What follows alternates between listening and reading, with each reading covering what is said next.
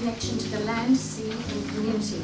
And we pay our respects to them and their culture and to their elders past, present and emerging. So we are doing this seminar today because we have felt that there has been too little community conversation around climate change for some time. And so to quote one of our many ex-Prime Ministers, climate change represents the great moral challenge of our time, apart from environmental, social and economic. And yet, we're still faced with strong resistance from some quarters that you may be aware of, to addressing that challenge. And so it seems to come down to communities, local governments and innovative business to lead the way, which is why we've asked some of our local community leaders here today to share their expertise and insights into the opportunities and realities that we face in the Southwest. We're very pleased to have Margaret River Shire councillors Peter Lane there and Naomi Godden, and Director of Planning Paul Needham from the City of Busselton, and Emma Morgan representing the Dunsborough Community Energy.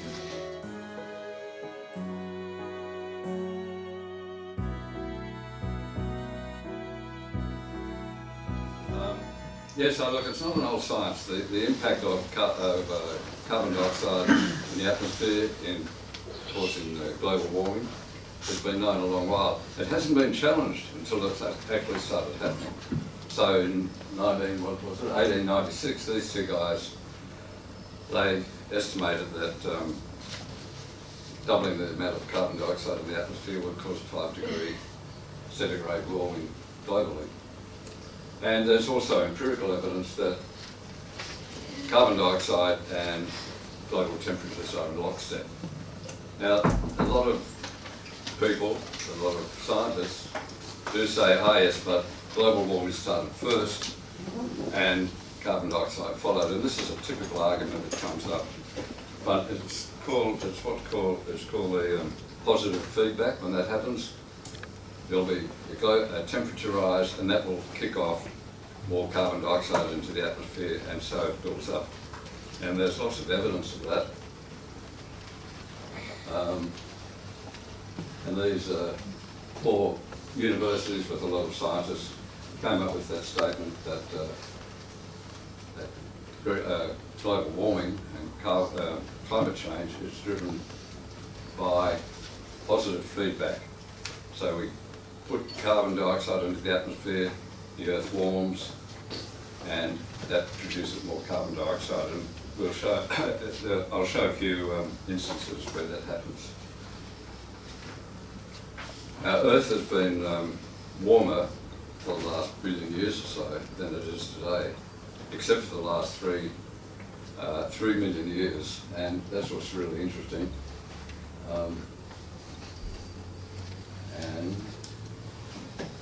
But what I'd like to do is take you back to the Paleocene thermal maximum, which is that little spike up the top there, the PETM.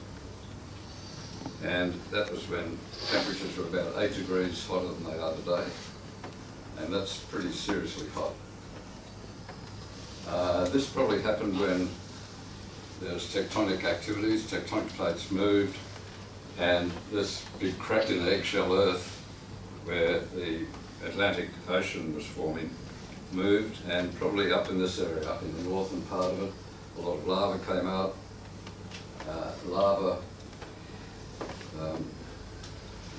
sent about 4 gigatons, that's 4 billion tons of carbon dioxide into the atmosphere annually.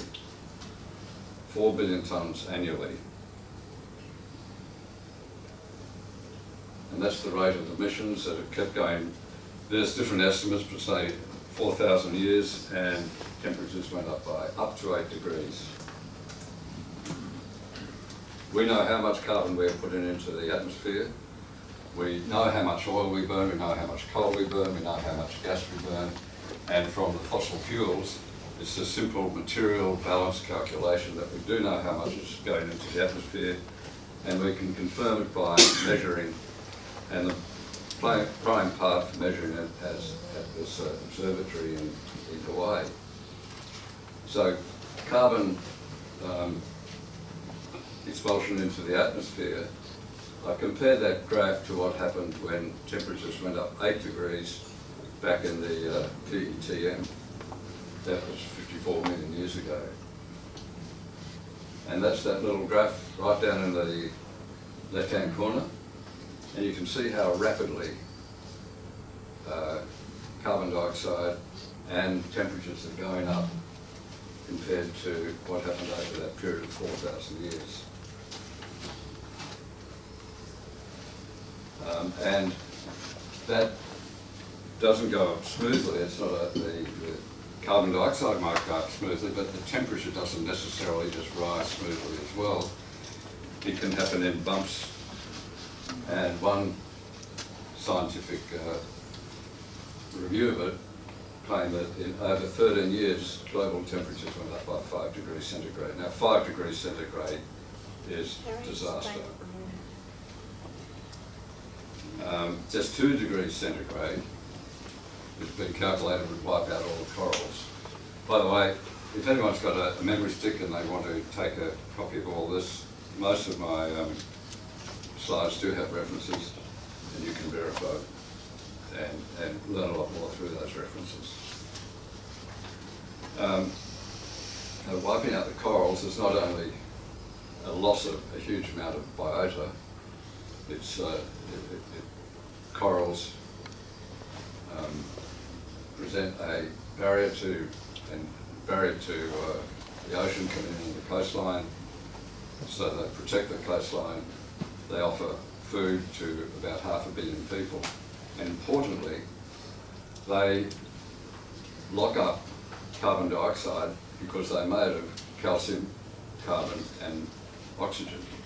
So they lock up a lot, and if that's removed, that's another feedback mechanism that if we get too much coral loss, we get less carbon dioxide taken out of the ocean, less carbon dioxide taken out of the atmosphere.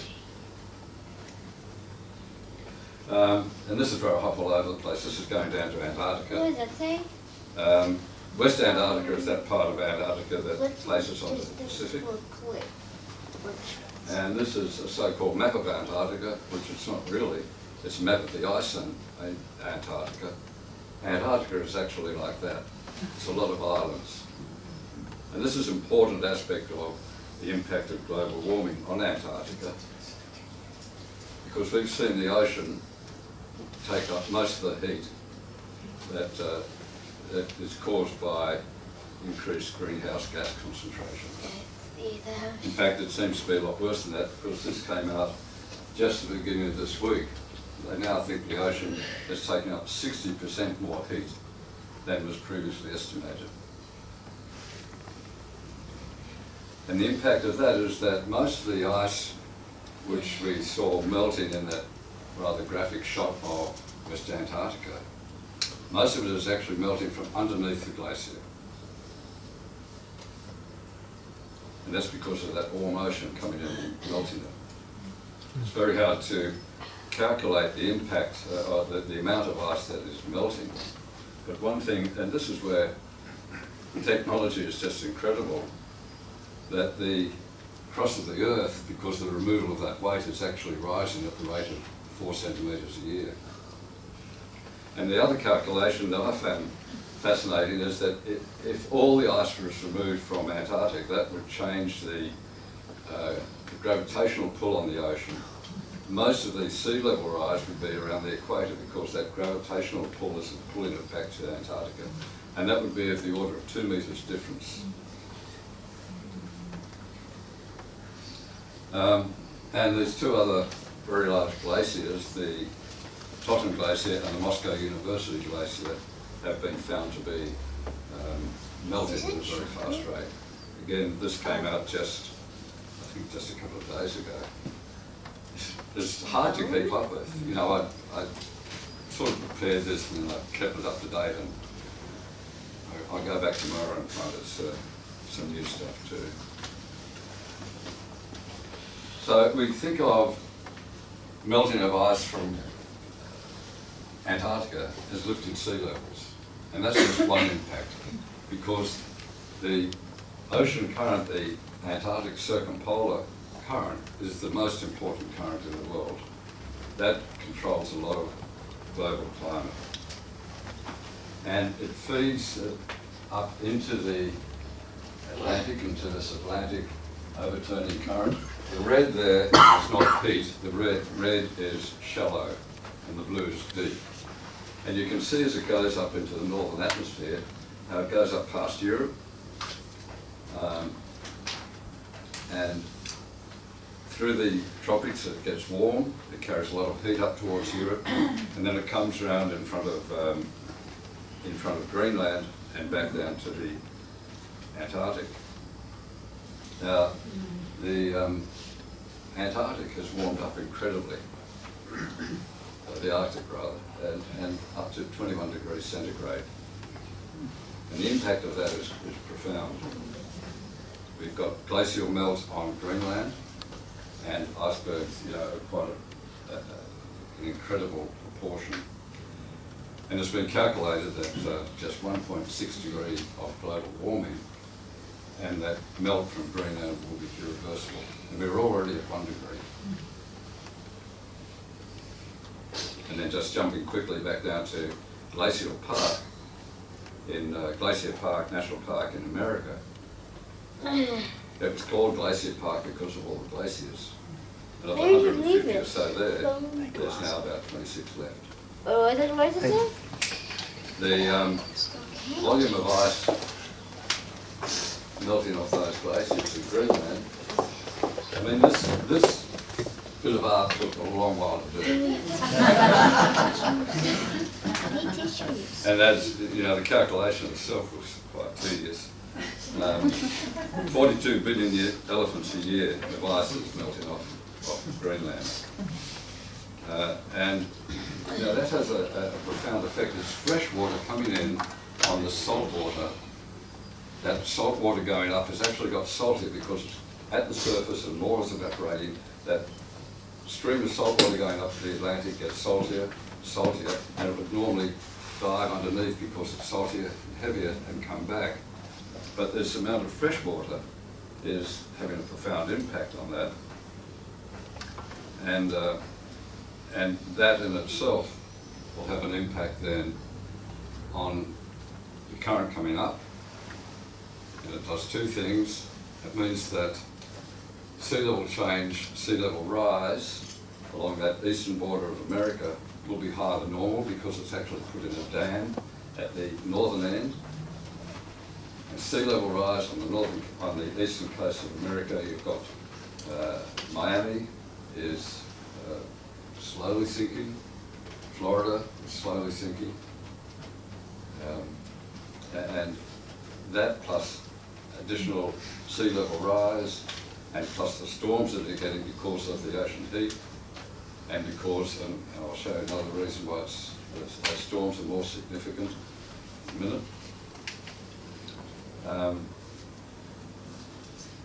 And then we look at the other impact of heating at the North Pole is that we've got the jet stream, the so-called polar vortex, whizzing around the strong jet stream whizzing around the North Pole.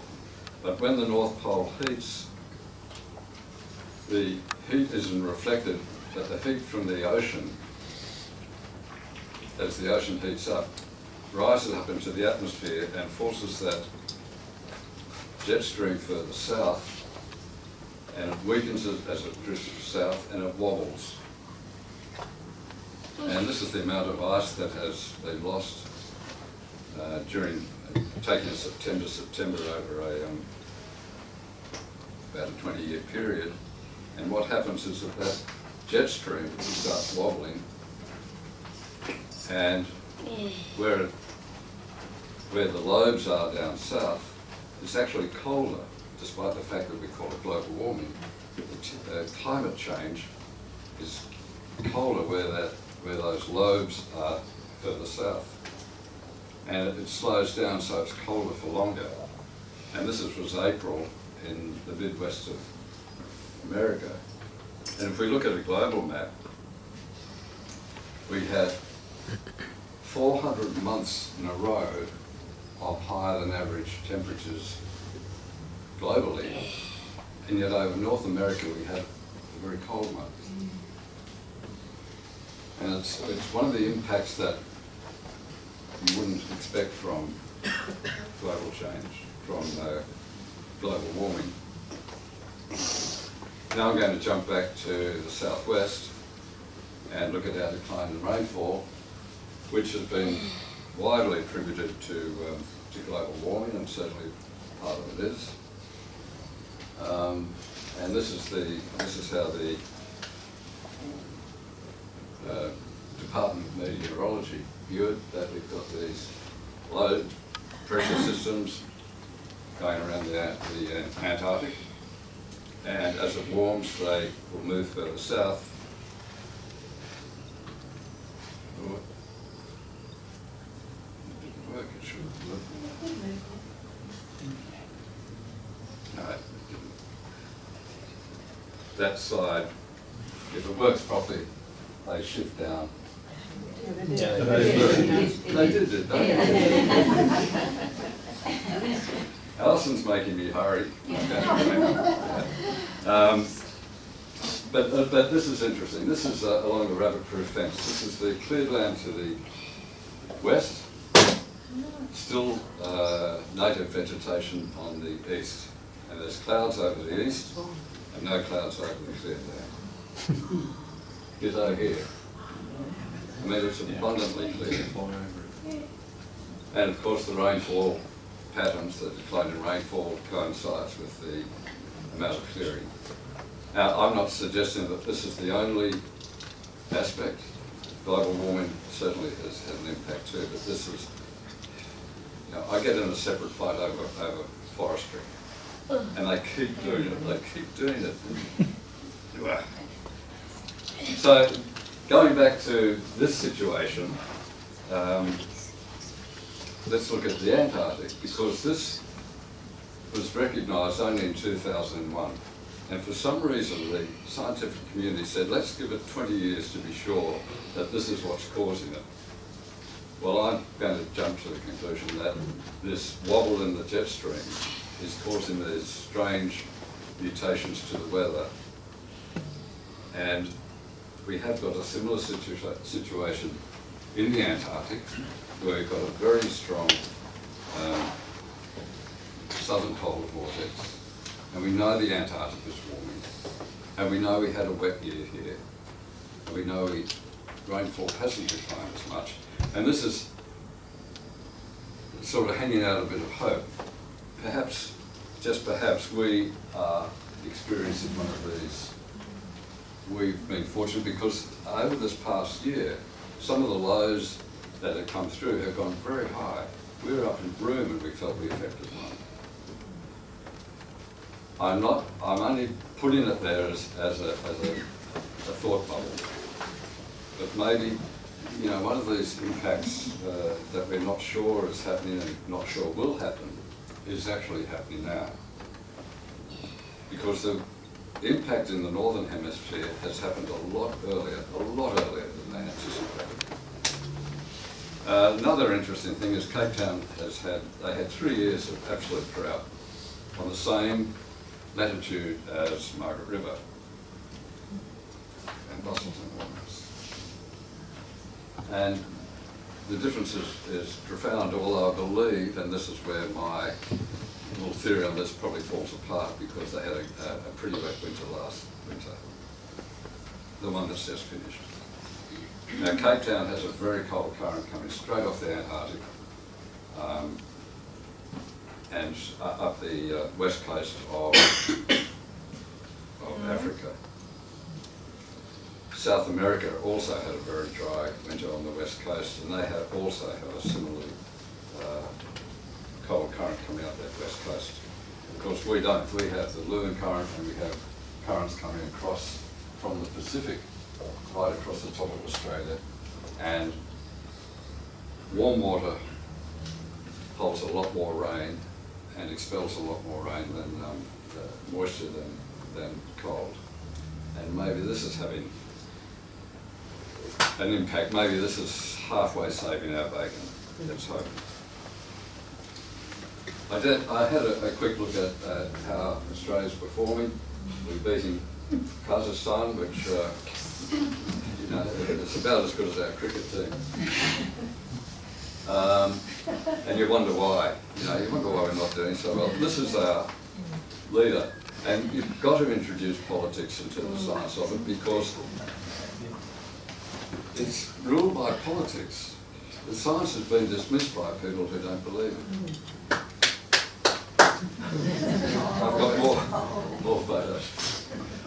But we are leading in one area. We've got the world's biggest battery, and that's terrific. And you know, this battery was put in to work when the sun didn't shine and the wind didn't blow for solar. But what they're finding is that it comes on in a millisecond when power goes out from whatever source, and it's been terrific. It's very short-lived, and you know, it won't be recharged if the sun doesn't shine. It doesn't solve everything, but it has been a lot better than what they anticipated. I went to a climate change conference in Sydney, and there was only one bureaucrat from Canberra, certainly no politicians. Are there any politicians here? No. No federal politicians. Every speaker there said the federal government's doing nothing that's up to local government, it's up to and some state governments are doing some about it, but the bureaucrat from Canberra did say that we're doing better than anticipated on emissions. And goody two-shoes me said, what about forestry and land clearing? And they said, oh, he said, we've got more forests now than we had 5 years ago. So I sat down feeling pretty stupid. And this is why they've got more forests than they had 5 years ago, because this is now called a forest. It's fair income. I didn't say fair income. But it's extraordinary they call that a forest, because it's got the potential to grow over 2 metres high and have 20% coverage.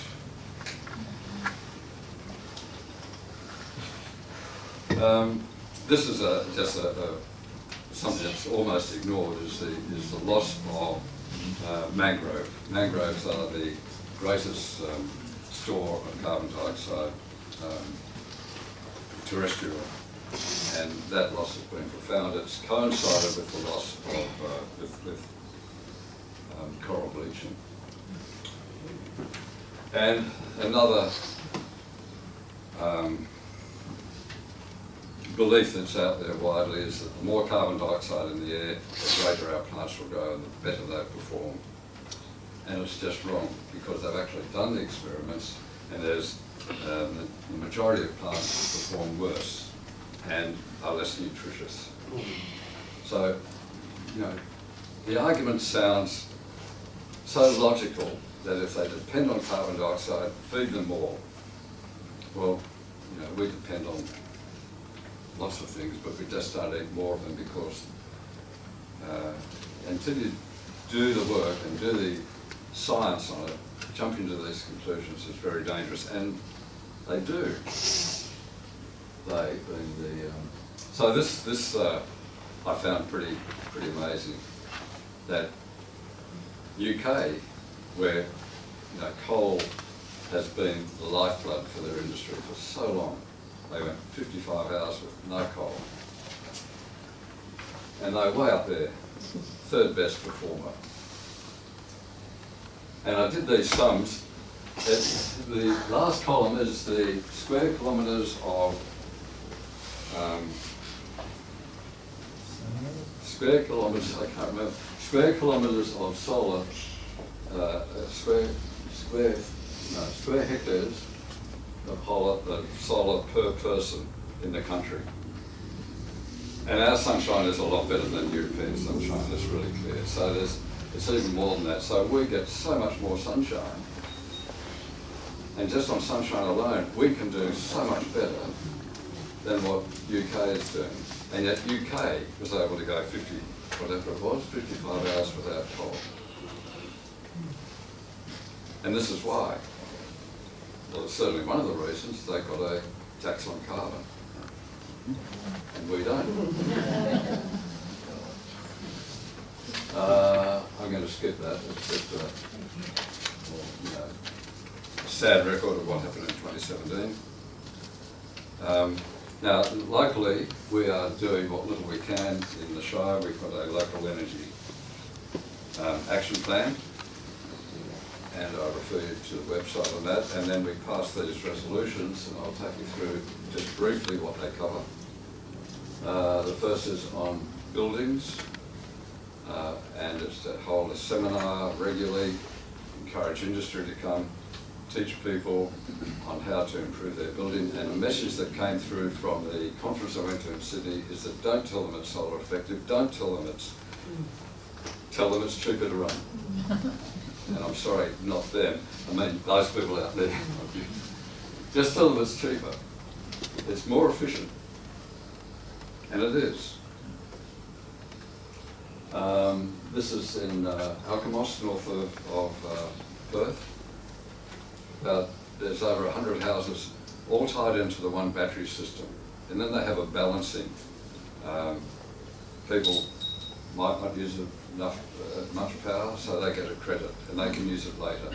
And it's a terrific system. It was used in Waikam Valley as well. And I don't know what's happening in Dunsborough, but about to find out. 5-minute warning. Oh, come on.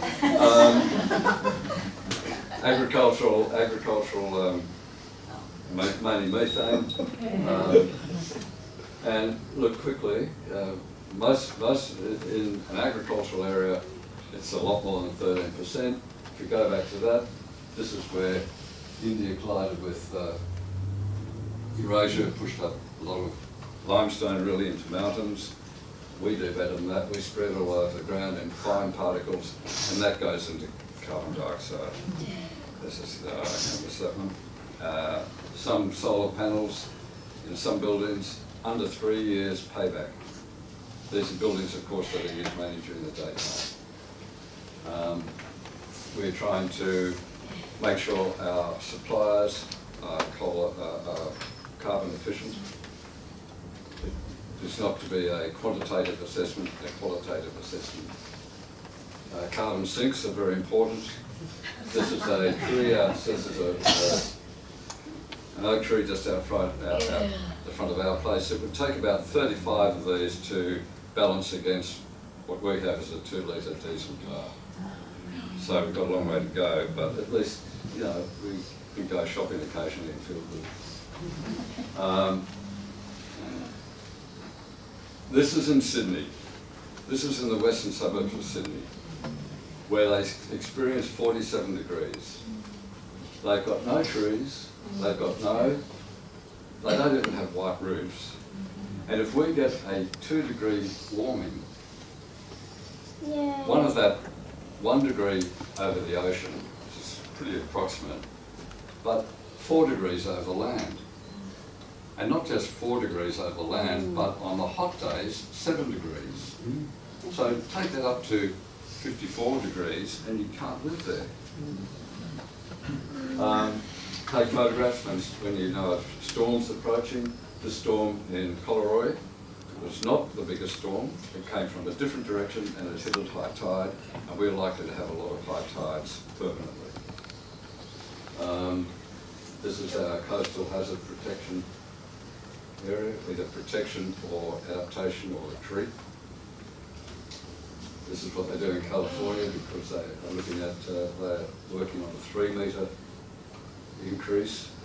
It's not prescribed, they have to plan for 3 metres, but that's what they are encouraging all coastal communities to do.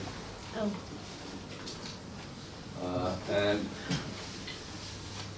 this is what happened when last time we had global temperatures 2 degrees warmer than today, 5 metres higher. This is Busselton with a 1.1 metre increase and a northwest storm. This is Bunnings back here, up there.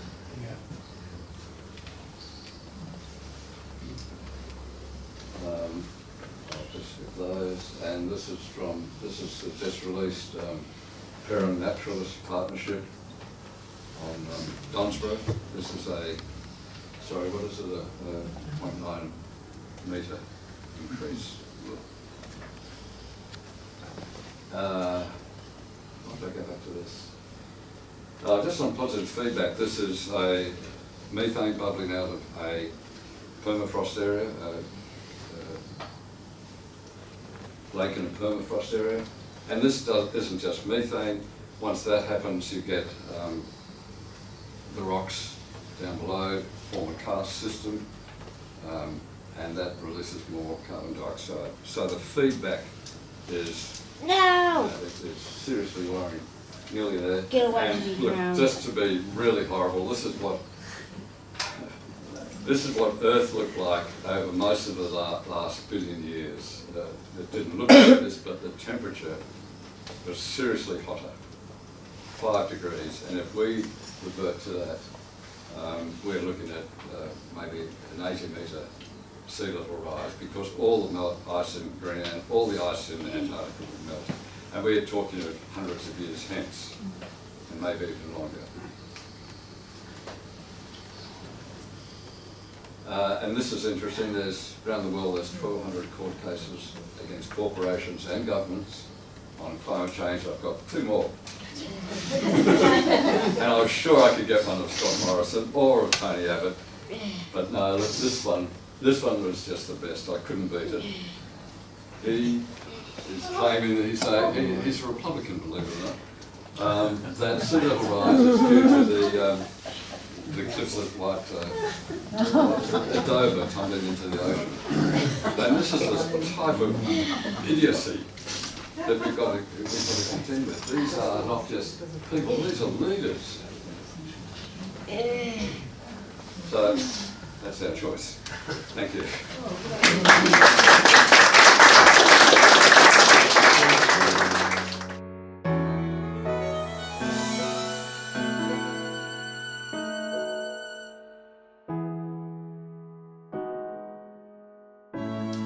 Firstly, I want to talk about climate change and climate justice.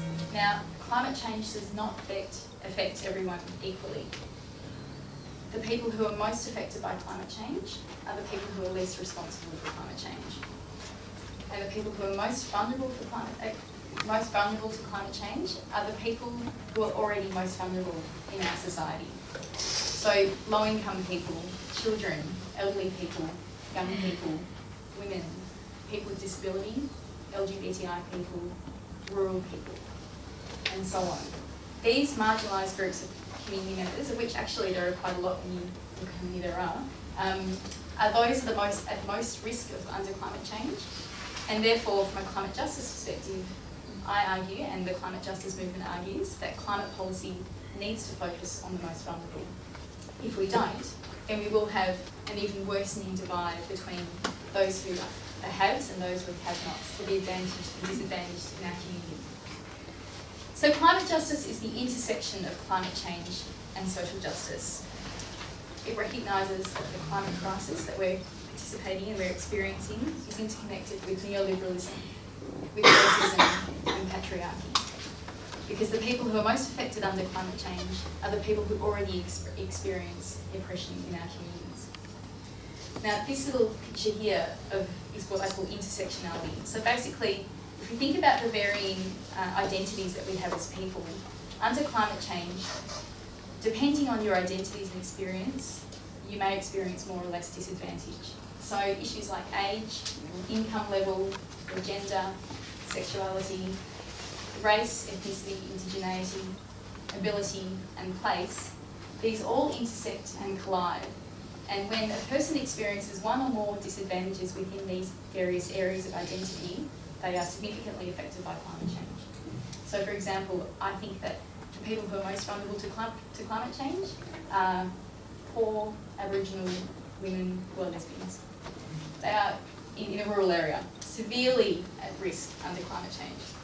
So this sort of matrix is quite important to think about the impacts and how individual and communities' experiences will happen.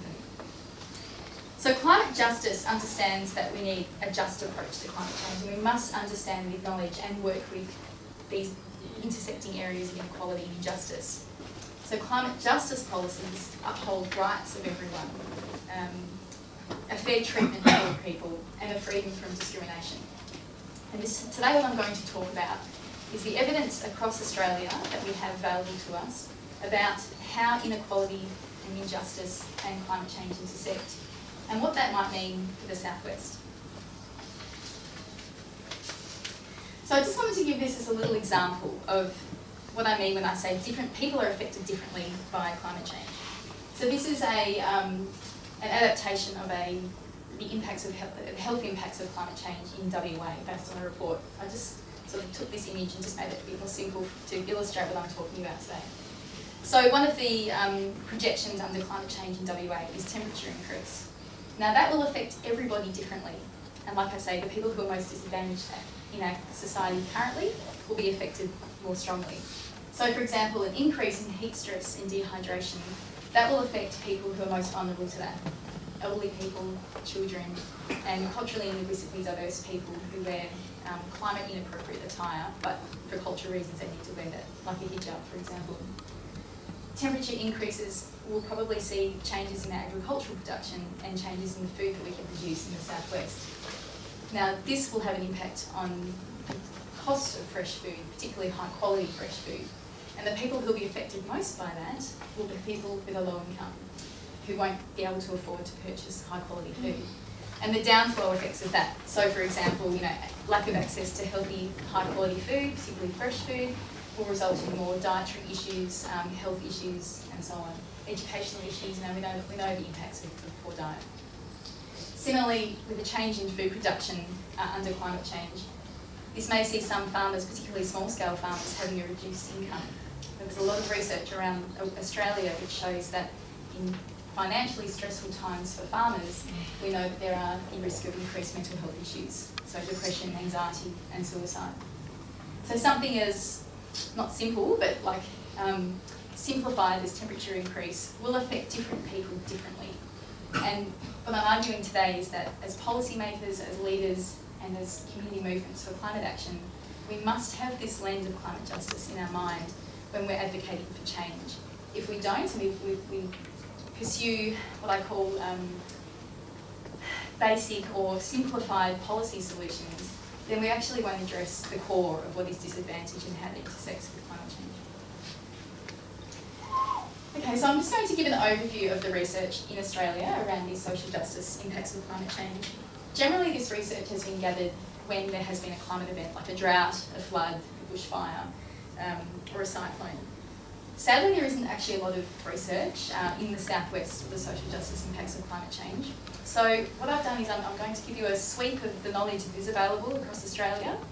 Then I'll talk about some of the socio-economic trends of the Southwest, and we'll sort of extrapolate. We will hypothesise as to what this will mean potentially in our community. And like Pete alluded to earlier, the evidence is always growing. It is so uncertain around climate change. The impacts are so wide-reaching that we really have to, keep abreast of knowledge, but also I think prepare. The precautionary principle is so important here. Prepare for the potential for the worst. Okay, so one of the key climate change exacerbates existing inequalities, and poverty is one of those, obviously. So low-income people have fewer resources to prepare for climate change, to respond, to cope with climate events, and to recover. These are exacerbated for particular groups of low-income people. So, for example, single-parent households, generally headed by women, already have a small amount of financial resources available to them. During and after a climate event, those resources will be reduced, and so their risks for them and their children will be heightened. We also know that Aboriginal people who already have a low socio-economic status in our country and in the Southwest will feel this even further under climate events. Their poverty or low income status, overcrowded housing, lack of financial capacity to purchase quality food and so on, this will be worsened. Low-income people are more likely to live in low-quality housing with no insulation, poor heating and cooling mechanisms, and the houses are very energy inefficient. So with the rising costs of what's required to live in a house that's comfortable or safe to cope with heat and extreme heat and cold, for low-income people, they will be even further marginalised from being able to maintain their own temperature in a way that's healthy. This can cause a huge amount of economic stress on households, and I think that we will likely to be seeing more and more low-income households going into debt with electrical companies, unable to heat or cool themselves, and all the kind of flow-on implications of that. Low-income people also may not have a car or a reliable car. Now, this sort of seems like how is this connected to climate change? Well, it's so hugely there. In the event of a climate emergency, like a bushfire, when evacuation is imminent, if a low-income household doesn't have a car or a reliable car, then they're at huge risk of potential death or serious injury with the climate event. And also adaptation measures, whether it's going to the beach for cooling or going to the local supermarket as a way to be around air conditioning. When a family doesn't have a car, that makes it really difficult to seek out those mechanisms. Renters are also generally unable to adapt to their houses. Now, renters are usually low-income people, lower-income people. Because they don't own the home, we don't have the capacity to, put on solar panels on our roofs, adapt and adjust the houses, invest in the houses with insulation and so on. And often landlords won't do that for us. Now, this means that the quality of housing is unable to improve with the renter, despite the fact that they are most at risk of climate change. So these are just some of the examples how poverty intersects with climate change and low income, and how, again, a climate justice approach to policy really needs to take these sorts of considerations into account.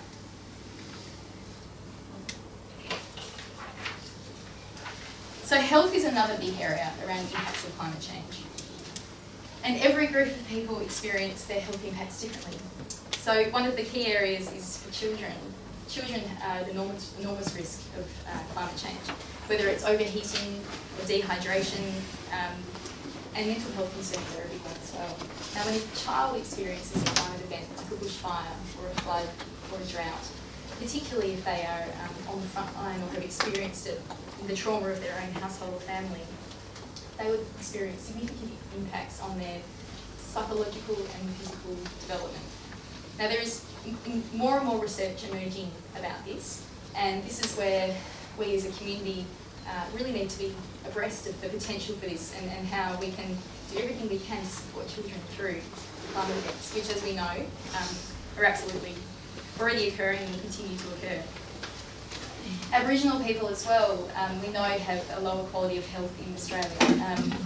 And under climate change, the research is suggesting that we'll have increased communicable diseases, respiratory illnesses, and psychological distress and anxiety and depression, and potentially substance abuse as well. Now, the structural disadvantage that Aboriginal people already experience in accessing health services will be heightened under climate change, because their health will worsen and their access to these services, there will still be those structural barriers, those discriminations in how they can access those services. So this is, it's more than just the health impacts itself, but the system and the structure that we have and the services that we have available may not actually be able to support the needs of particular communities. There's also some really interesting research about the differentiated health impacts on women and men under climate change.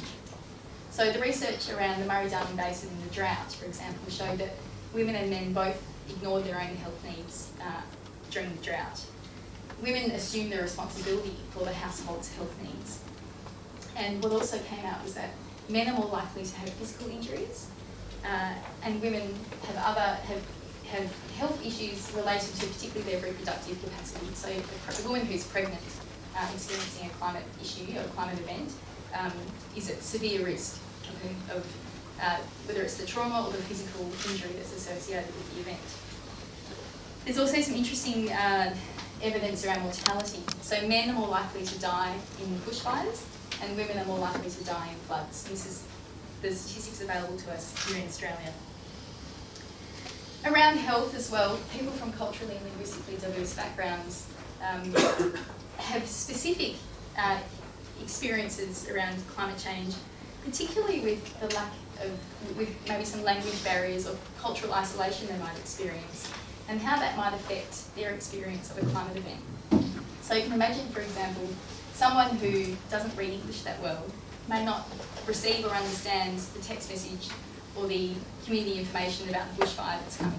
Now they would be at quite a high risk of potentially being at the front line of that bushfire because they haven't had access to that information. And elderly people are also, as we know, severely at risk of heat waves and overheating from climate change. And again, lack of access to transport if they're no longer driving puts them at high risk, especially in our communities where we don't have public transport. Now, rural families, we know the research around the droughts as they've occurred around Australia, that mental health is a significant issue. And we know, I'm sure we're all aware of the high rates of depression, anxiety and suicide that we've seen with farmers over the last couple of decades. Another issue that comes with that is that rural communities often don't have adequate mental health support services. So we have a double-edged sword, if you will, of the increased experience of mental ill health, but also the lack of support for these families. So this comes to the third way that inequalities are... Yes? Excuse me, Naomi, we'll have to take a break. I'll just... Sorry. Excuse me. Oh, sure. So this comes to my third area around how climate change exacerbates inequality, and this is around safety. So there's an enormous amount of research in Australia and internationally that shows that rates of violence against women and children increase during and after a climate event. You may have heard of stories around the bushfires in Black Saturday. During that event, the number of women who were reporting violence to the police, domestic violence, increased. Thank you. And tragically, what also comes out, what the evidence is also showing is that although the rates of violence increase, the rate of, or the instances of community legitimisation and justification for violence also increase. So I think, we've come to a place pretty well as Australia where violence against women is not tolerated. Yet during bushfires, floods and other extreme events like that, what women are often hearing from police, and this is well documented, is police and community members saying, he was really stressed out, just put up with it, it's the trauma of the event. Now, this is a phenomenon that is very concerning because under climate change we'll be seeing more of these events, and so my hypothesis is more and more violence. Now, as a community, if we have a position of no violence against women, then under a climate scenario we have to also take that stance further.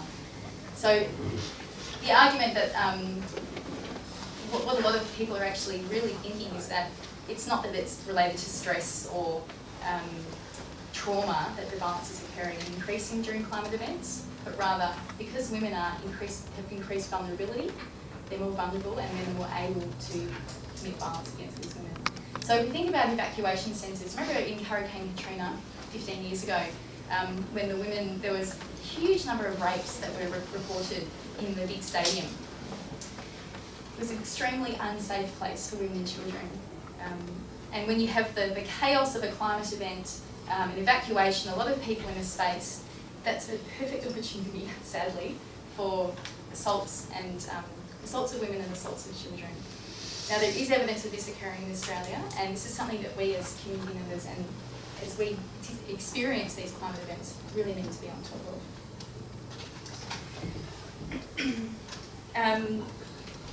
Another aspect as well is around access, and people, particularly elderly people and people with a disability.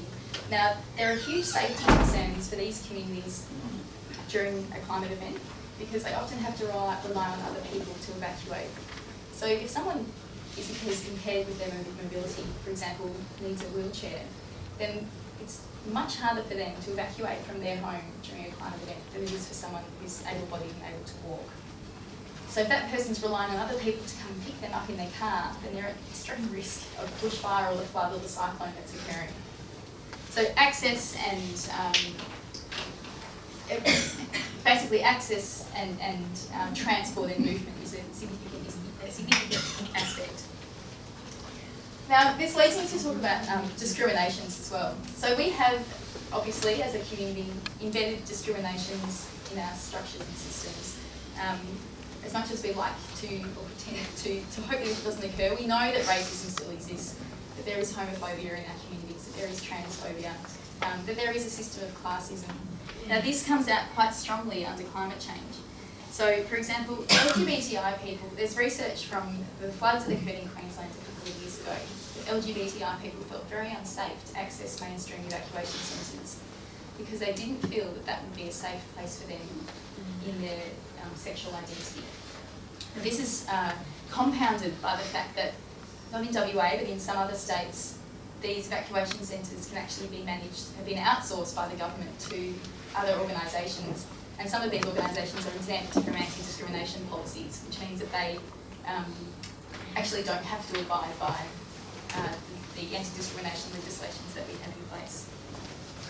So for LGBTI people, a climate event is doubly concerning and scary. Doubly concerning and scary because they may not actually feel safe in the processes of support around them. For elderly people, there's evidence of post-disaster scammers targeting elderly Australians, which puts them at high risk as well. And people with disability experience increased stigma and social taboo, particularly in the space of a crisis when they are needing support and they're not able to access that. And I also want to just talk about displacement. So I'm reeling off issue after issue here, and I'm realising it's really quite heavy. And I'm not sharing all the research, there's an enormous amount here. But displacement's a very important one as well. So climate events displace vulnerable people from their homes and from their towns. Now, if we think about, for example, a low-income person that doesn't own their home and doesn't have insurance on their contents, their experience of displacement will be very different from someone who owns their home and has insurance and has a social network that they can stay with during and after the event.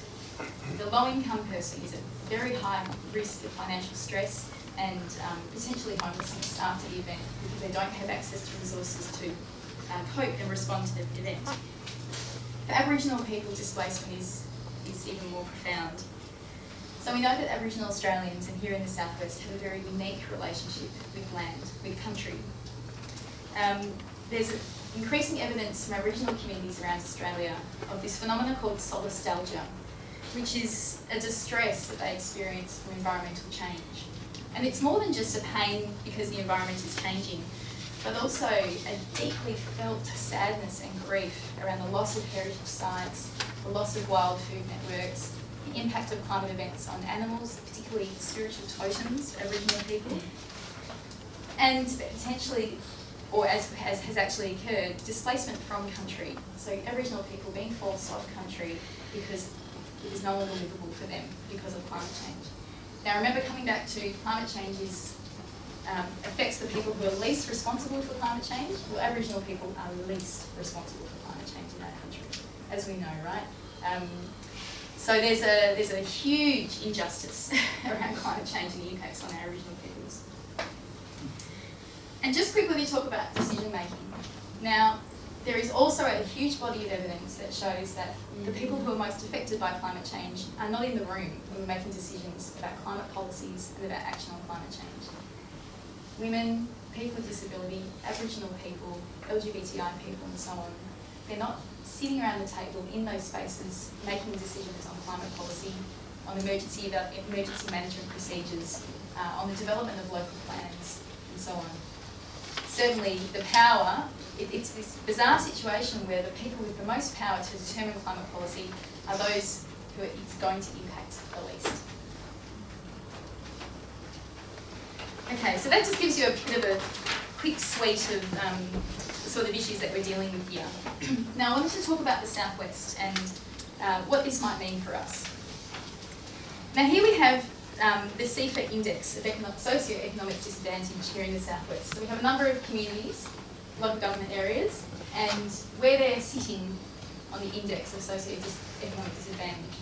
Now the higher the number means that we have fewer households with low incomes, few people with no qualifications, and few people in low skilled occupations. So the higher the number, the less socio-economic disadvantage that we have. the lower the number, the more disadvantaged these communities are. So they have many households with a low income, many people with no qualifications, and many people in low skill occupations. Now, if we were to look at this graph, we would be seeing that from a socio-economic disadvantage perspective, the communities that are at risk are Bunbury, Nannup and Manjimup in terms of the places where we're likely to see people of low income being affected by climate change. What this graph doesn't show us though is that in every community there are pockets of socio-economic disadvantage. Every community has people who are poor and who are low income. This next slide talks about income inequality in the southwest. Now this is for the seat of forest, so the federal seat of forest, which captures most of the southwest. Nearly 21% of households in the seat of forest have earned less than $650 a week. Now minimum wage is $694 a week. So a fifth of our households in our communities are earning less than actually what our government and our country deems is necessary to live on. Now in some communities like Augusta-Margaret River, where housing is so expensive, that's even worsened because housing unaffordability is such a difficult issue. So what we need to consider when we think about climate change and income and people on low income is how will this 20% of our community cope with the rising electricity prices from needing to heat and cool their home, with the cost of the increased health issues that they're likely to experience under climate change, with the likely increase of the increased price of food under climate change. What might be the risks for people who are homeless and who are in the bush when the bushfire comes through? How are those people going to be saved? And what might be the experience of low-income people in a more erratic and unpredictable tourism and agricultural industry in the southwest, which will be affected by climate change?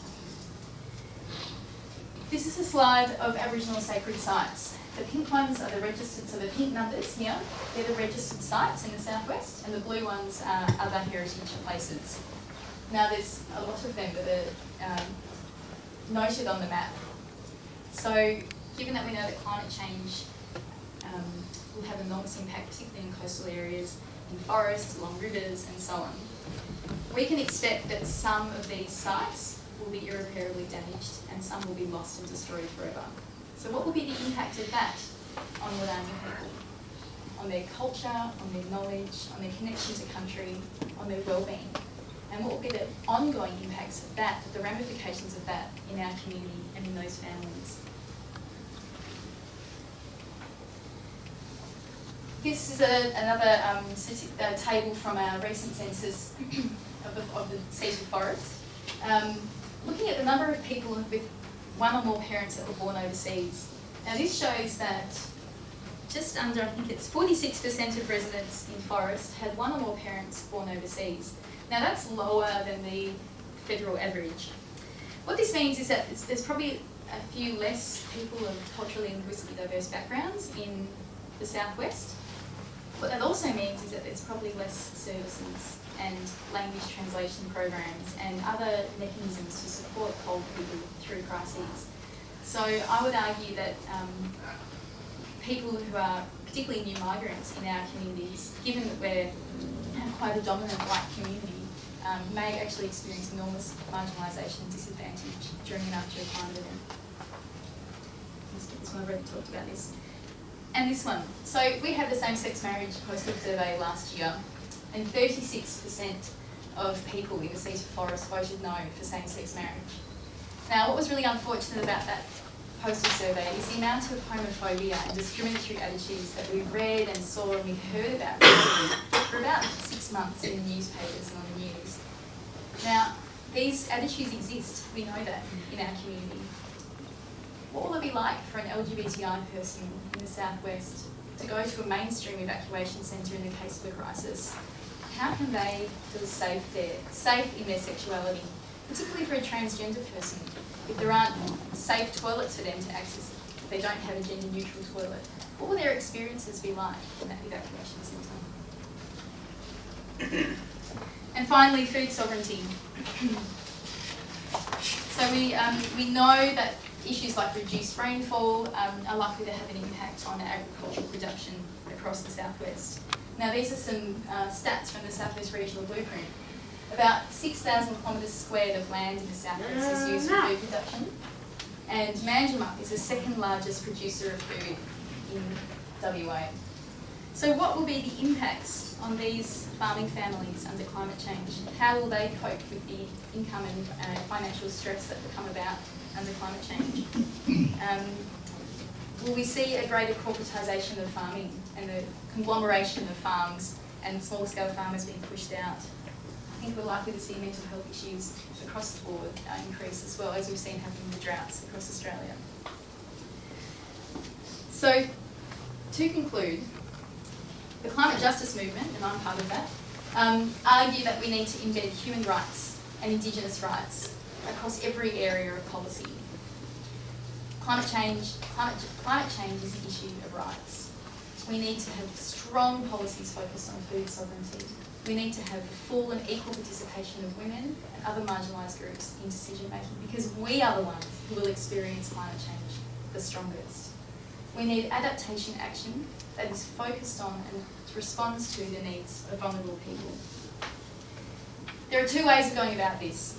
The first way is to mainstream social justice across all areas of climate policy, whether it's mitigation, adaptation or disaster management policy. That social justice is a lens that we put throughout all of that. And then further, across all policy areas, we mainstream climate justice. So this is an example of the suite of policies that local government would deal with, for example. We can embed climate justice into our youth plan. We can embed climate justice into our disability access plan. Climate justice needs to be embedded into our public health plan. If these planning and development frameworks, our infrastructure development, our reconciliation action plan, if we don't integrate climate justice into these areas, then these groups will continue to experience significant disadvantage and marginalisation under climate change. Last one. Second last one. We'll stress again that I think that one of the most important things we need to do under a climate justice framework is to privilege Indigenous knowledges, traditions and places, and that we put them as paramount in any response that we have to climate change. And finally, we all heard about the IPCC report. 1.5 degrees, we need to reduce our emissions by 45% in 12 years' time. By 2050, we need to have reached net zero. As someone who will not even be 50 in 12 years' time, and my children will just be starting high school, this is extremely imminent for me and very, very concerning. And so we need a wide-scale, enormous disruption. This needs to be much bigger than anything we have ever contemplated as communities, as movements, as leaders. There is nothing else that we can do except the disruption. For the sake of the enormous number of vulnerable people in our communities that are at risk of climate change, this is what we need to do. We need to break up the systems. We need to radically change the way that we look at energy. We need whole-scale adaptation approaches that focus on disadvantaged people. We need to barricade. We need to blockade. We need to get in the way of our decision makers, because what's happening right now has a trajectory of the poorest, marginalised people in our communities being severely affected by climate change, and the injustice will only strengthen. Thank you. Right on. The expression tipping point, what does that actually mean? Well, it really means a point where we can't return. And once these positive feedbacks start coming in, even if we go to zero emissions, we pass that tipping point and we're on our way. And there's no consensus of where that is. Yeah. Hello. Yeah, just on peak oil, like I know we have all these climate change problems, but is it sort of going to work itself out? Because are we going to hit peak oil, meaning that a lot of this carbon emissions would stop anyway? You know, that last slide mentioned by 2030 we need to reduce it by 50%, and 2050 0%. But is the end of fossil fuels going to force us to go there anyway? Look, the brief answer is no. 35% of our carbon emissions come from electricity generation, and most of that is from coal. And we have coal for hundreds, if not thousands of years. Peak oil was never, and I'm a petroleum geologist, and I have seen discoveries made which would never have been developed 10 years before they were made. Reservoirs that have been incrementally increased. Like some reservoirs, you might only get 11% of the oil back, and this is a big one I know, where it was 1 billion barrels of oil recoverable. They improved the technology and they increased that to 15%. Now that's not much. 15% of the oil you get back that's in there that you produce, and yet as a percentage it's big, and this is happening all over the world. So peak oil is just, it was never on, it was an invention. We hear a lot about inundation from sea level rise and storms and this type of thing. We don't hear much about salt intrusion, which ultimately is the balance between the drought and water loss and also sea level rise. What are the indicators that we may see that start to happen? Well, I think, look, a couple of things on the storms. The big storms that have come into the east coast of America, they brought in more moisture because of the warmer ocean. And another big impact of that is that they sat there for a long while. And that was because we were blocking high. And that is thought to be because of that wiggly jet stream. So the storms were more intense and they sat there for a longer period. Now we've got salt incursion to the aquifer in Bunbury, to the Arrogidee, and that is due to extraction from the aquifer, and that aquifer normally drains into the, or disposes water into the ocean, and of course the pressures are reversed, you take out more, and of course the ocean will flow in. Sea level rise will exacerbate. Naomi, do you have any suggestion about how our social community structuring can change to help address the issues you've raised? Yeah, I mean, I think we sort of need a structural revolution, to be honest. Neoliberal capitalism is only going to be seeing the divide between the wealthy and the rich increase. You know, this departure from this desire for small government and, you know, everything that comes with neoliberalism is really the root of climate change. So I think that we need to be seeing a radical change in our relationship between people and governments, the type of governments that we have, the systems that we have. This representative democracy clearly isn't serving the most vulnerable people. So yeah, what I'm calling for really is something far greater than a wind farm. It actually is a whole transition in the way that our civil society and our governments are structured. One of the challenges that we have is that we don't really know what this will look like. We have great movements, you know, laying out possible maps of what that will look like. For example, community-owned, community-controlled renewable energy, or carbon-free energy, as Pete insists that we say, where it's run by and the profits come back to and are held by communities. Now, the corporate model is the same model that has resulted in the extraction of resources and the resulting carbon emissions, right? Dominated by, dare I say it, white men who, you know, often have a particular profit incentive. If we want to really change the way that we work as a system to address climate change, that means every single structure that we have. We need to have community-owned renewable energy systems or carbon energy systems run by a diverse number of people in the community, owned by the community. That's a small example. A small-scale food production where is managed by and maintained by the community itself for our own food sovereignty. So these are radical departures from the trajectory that we're going on. A really strong social security system, of course, where where we're not forcing people in poverty onto below minimum wage income support, which is unlivable. We need social housing, good quality social housing that is can withstand climate change, rolled out. We need hundreds of thousands of social housing properties. The crisis of poverty that we're experiencing in Australia will only worsen under climate change. And so it's not just a case of reducing our emissions, it's actually structural change in every single system and policy that we have. Now, this is it's an enormous thing to undertake, and I think it will only. I think that the only way that we can see it is a crumbling of our current system, which I am hoping will happen because the current trajectory that we're on is devastating. Thanks for that answer. So, was there anyone else? Yes? Not so much a question, but a statement, and really to reassure people sitting here in this room. I've worked in welfare emergency management with Department of Communities for the last 12 years, and 8 of which has been in the southwest.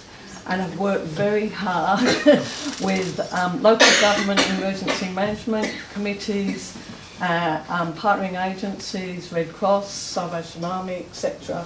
And I'd just like to reassure people that in the coordination of evacuation centres, we do work with some of the most vulnerable people in the communities, and having child protection workers, working with local police, we have excluded potential child abusers and have worked throughout the state, including being very respectful to Aboriginal communities. Up north, I think we housed 180 Aboriginal people after the cyclone up in Broome.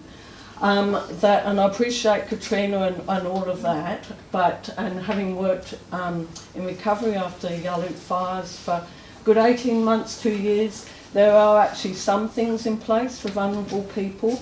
And you may have heard of West Australian Natural Disaster Relief and Recovery Arrangements. We coordinated and distributed funds for some of those people you've mentioned. So just want to reassure you that there's actually many good things happening in that area of work, and that we're all very committed staff and volunteers to give the best service we can if any of you get impacted by natural Encouraging. disaster. Thank you very much.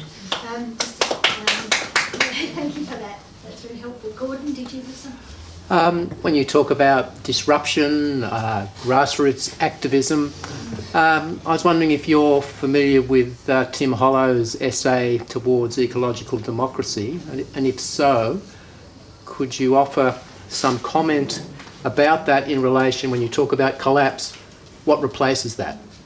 No, I haven't read it. I can't recall it if I have. Okay. Yeah. If I can just say briefly, out of a sense of political economic hopelessness, this is the one bright light that I've found personally. Tim Hollow's essay on Towards Ecological Democracy. Well worth a read. It's fantastic.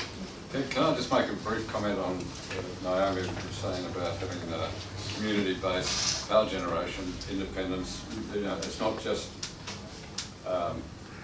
climate change mitigation, but I think also the government has the opportunity to take a massive role.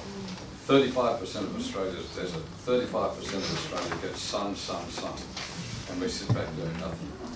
And you know, that's something where government-owned, not private-owned, government could do a massive job. Basically, I just felt it was really important to back up the need for local action on this. I mean, I think we've heard from both speakers the reason why we do have to have local action.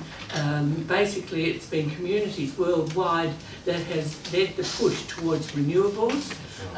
That is starting to happen in Australia. It's happening on the East Coast a lot more than it is here, but it is starting just to happen in Western Australia. But Western Australia is a different situation. Our grid is not gold-plated, as we have heard about the East Coast grid, which got gold-plated when companies found out it was much better to put money in or something. Ours is sort of rust-coated. It's basically a real problem to the WA government as far as bringing renewables in. We're really dependent on coal. There are coal contracts. It would take, the estimation is it will cost the WA government about $1 billion to basically get the grid into shape. So the announcement has been made, and I don't think it's got out very widely, that the Western Power will have basically a moratorium on the introduction of new energy sources into our grid for probably about 3.5 to 4 years. They will allow 900 megawatts of power in. The renewable companies are pretty up in arms about it because there are plenty of projects that now are pretty well on hold. And the reason why is because they didn't really realise how much people would start putting solar on their roofs. So they've got basically a grid with a lot of lines that are low-level lines. If there's a problem somewhere in the grid and they have to divert energy onto a low line, like the one that goes into Margaret River Zone about 60, then that line heats up and the whole problem becomes, well, it's quite dangerous. The whole grid could sort of blow from it. So that's the situation we're in at the moment. We're the only state where, or only Labor state where we haven't got a renewable energy target. And I think that locally what we could do is all press the Labor government, the current government, to put in a renewable energy target, because yes, they do have to fix up the grid, but we've got the lowest level of renewables percentage-wise. We've got to do something, and we don't have a renewable energy target. I really appreciate we're getting the calls to action, and I think that's what we really need to hear today. So that's fantastic. Thanks very much. One final question, quick one. This is both for Peter and for Naomi. Why do you think there isn't the political will at a state and federal level to deal not only with climate change but with the biodiversity loss, which they say since 1970 we've lost 60% of mammals, fish, reptiles, insects, which is staggering, let alone forget about climate change, or you can't really forget about climate change. I think I'll give you my answer privately, though. What I was going to say is that at a local level, local government level, what can be done? Well, about the lack of political. Naomi and I presented to council before we were on council a motion that was taken up to save our local forests, no logging in Augusta Margaret River Shire, and that was adopted 7 mil, which was terrific. But it has no effect because we don't control logging, and logging and wrecking our biodiversity. It's not just trees taken out of the forest; it's absolutely wrecking it. And I think one of the other big aspects is fire mitigation. You know, they go for the number of acres, being 200,000 hectares they have to burn. And just a brief comment on that, we've had a fire officer with the Shire over the last 3 years who has focused on human assets and stepped from there. This one has to be protected, this is how we do it. And the number of hectares burnt doesn't come into it, it's worked on that basis. And this is just one of a lot of things, but it's basically ignorance. I guess I was talking about the state and federal level. What do you think are the root? What are the root? Because you mentioned politics, and I was happy that you did, because I think it's brilliant. But I was wondering, can you encapsulate why you think that they're? Well, I think it's a system that's totally based on power and corruption, where the people that are elected are in the pockets with the fossil fuel industry. Their parties are funded by the industry, and their own desire to do anything to disrupt that is minimal, because it will mean that they may not be elected. I mean, what we're seeing, I think it's really exciting, like the election of Karen Phelps in in Wentworth, we're seeing grassroots movement of people stand up to the two big parties by saying that we want people who are with the community to be elected. Now, Karen Phelps isn't the greatest climate champion on earth, but goodness, she's at least, her platform was on climate action. It's a good start. Our political system is utterly broken by the fact that the companies have the power, and we know that, and we see that not only in Australia but across the whole world. So that's what we're grappling with, I think, is power, economic power of corporations that are inside our politics. Now, at a local level, I actually believe that the Local Government Act really allows for local governments to take on as much as we want to take on. That isn't the responsibility of state and federal governments. So I believe that we have more power than we recognise or that we're willing to undertake. Now, we have a motion going to council next Wednesday, which is for our community to have a climate action summit, and basically to bring together hundreds of community members, industry, decision makers, community groups to make a community plan for how we're going to reduce our emissions by 45% by 2030. So how's our community going to do our bit, and how are we going to prepare for the climate crisis? I'm hoping this motion will pass. I think it will probably be supported. And that will be an extraordinary moment, I think, for our community. The plan really is that we need to have a solid plan that's committed with the various sectors around our community, delegating out all the responsibilities. So it's not just the Shire, but actually everyone does their part. And a solid path forward that's brave and visionary and bold. So I'm excited by that particular action that we're hopefully going to be undertaking. I'm really hoping it's not another talk fest. It's not like a UN process where they sit down and talk about stuff and then come out with a weak result.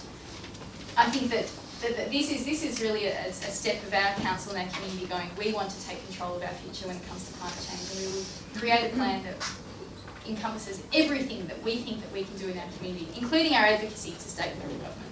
So, early next year, I'm hoping we'll have this climate action summit, and we as a community will figure ourselves out how we're going to grapple with this.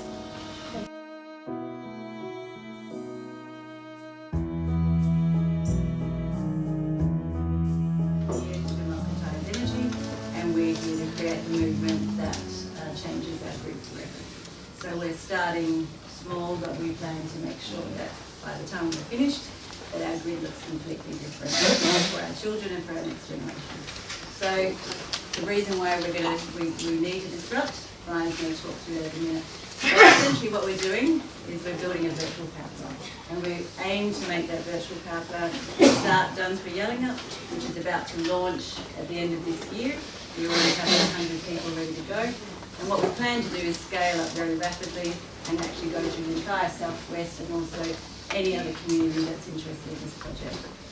So I'm going to let Brian, who's my partner, talk about where this came from, because we have just sort of sprung up out of nowhere, which everyone's going to go, where did you come from? But this is actually a 10-year process of somewhat banging your head against every wall to come to a conclusion of what we're doing now.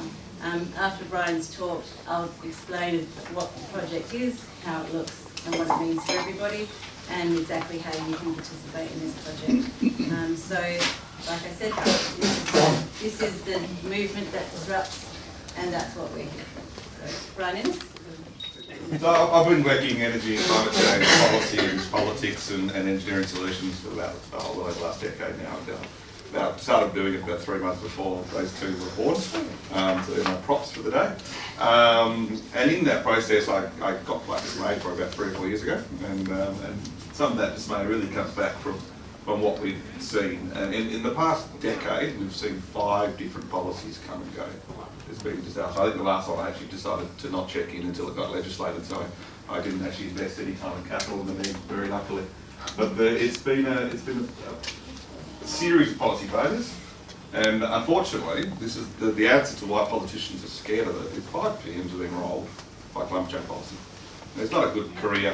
It is a career-limiting move to actually engage in the policy debate, and that's where the politics in Australia is. And it's got a lot of money in it. It's got a lot of lobbyists in it. I've got a lot of friends who work in various parts across that industry, and I know some from the good camp to the bad camp, and it's all a bit disastrous when you start seeing how these people work and what they can do in the lobbying machine. So the hope for a policy that we could have had 10 years ago. I mean, when Howard wanted to put an ETS in, that would have just got us well on the way. The CPRS would have been fantastic. That was actually not a bad policy. It wasn't perfect, but it was got us along the way. The Clean Energy Act was pretty good. It actually was effective, and since it's been removed, you can see that it did do something. Direct action was pretty silly, but that's all right. It was something. And the NEG really didn't do anything, but we didn't get it, so who cares? We've had a decade of PMs, just to recap, 6 Prime Ministers and one wannabe. Of course, an emissions trading scheme is only one part of a comprehensive long-term climate change policy framework, said Mr Howard. Rudd said it was a great moral challenge. Gillard said there won't be a carbon tax, but she didn't do that. She had an emissions trading scheme, but anyway, that's all in the politics of Mr Abbott, who thinks it's crap. Turnbull wouldn't lead a party that wasn't committed to effective action on climate change. Dutton quite famously said at the Pacific Islanders conferences they don't have to rock up on time because they don't have to worry when the water's about to lap on your door. And Mr Morrison said, look, this is cold, don't be afraid. Now, what's really important about that photo, which you showed very on, is that actually wasn't coal, that was lacquered coal. He was too afraid to actually touch real coal with his hands again. Anyway. From a business perspective, there's been a lot of good people try very, very hard, is where I got to. And I know I was part of that movement of people thinking that we can get inside businesses, we could get them to do things. By the end of it, what I saw, I'm an engineer by training. I've got a finance degree, so I can do all the financial economics, but also did some psychology stuff as part of my original degree in human resource management and marketing. What I found out at the end of it is that all 3 degrees came into it, and that the engineering was there. At the moment, renewable energy is the cheapest energy on the planet. Right? We've got lots of it, we should be doing it. The economics are there as well. You've got to do a bit of financial engineering, but they're there. There's lots of people who want to invest in this space. But it's really, really hard to get something through a business or get something through politics or any major bureaucracy, because it only takes one no. And people, they're getting these committees together, they get moving. One no can kill a really good project. And bad assumptions can kill anyone. And that's where I got really frustrated 3 or 4 years ago, just going, this is crazy, this is just so logical, no one's doing anything. What do we need to do?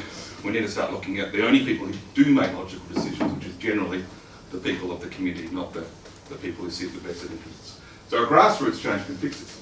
So about 4 years ago, I started, or 3 years ago, I managed to convince ATCO Gas that they needed to start looking at this. They own all the gas lines that come down to here, and we managed to convince them to spend $200,000 on the gas solar project, which was the first people looking at decentralised with generator to get like a bottomless battery effect.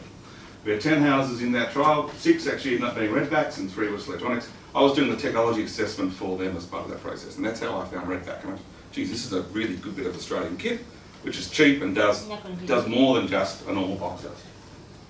And they'd been established about 3 or 4 years ago, and they're now based out in Queensland, and they've about $20 million of R&D go through them since then.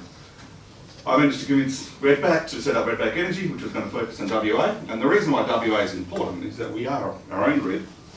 We are not connected to anyone else. So all of the other countries that you hear about with really, really high renewable rates, they're not really that. I mean, like Denmark, for example, they get to 120% renewable, but they just send it to the rest of Europe.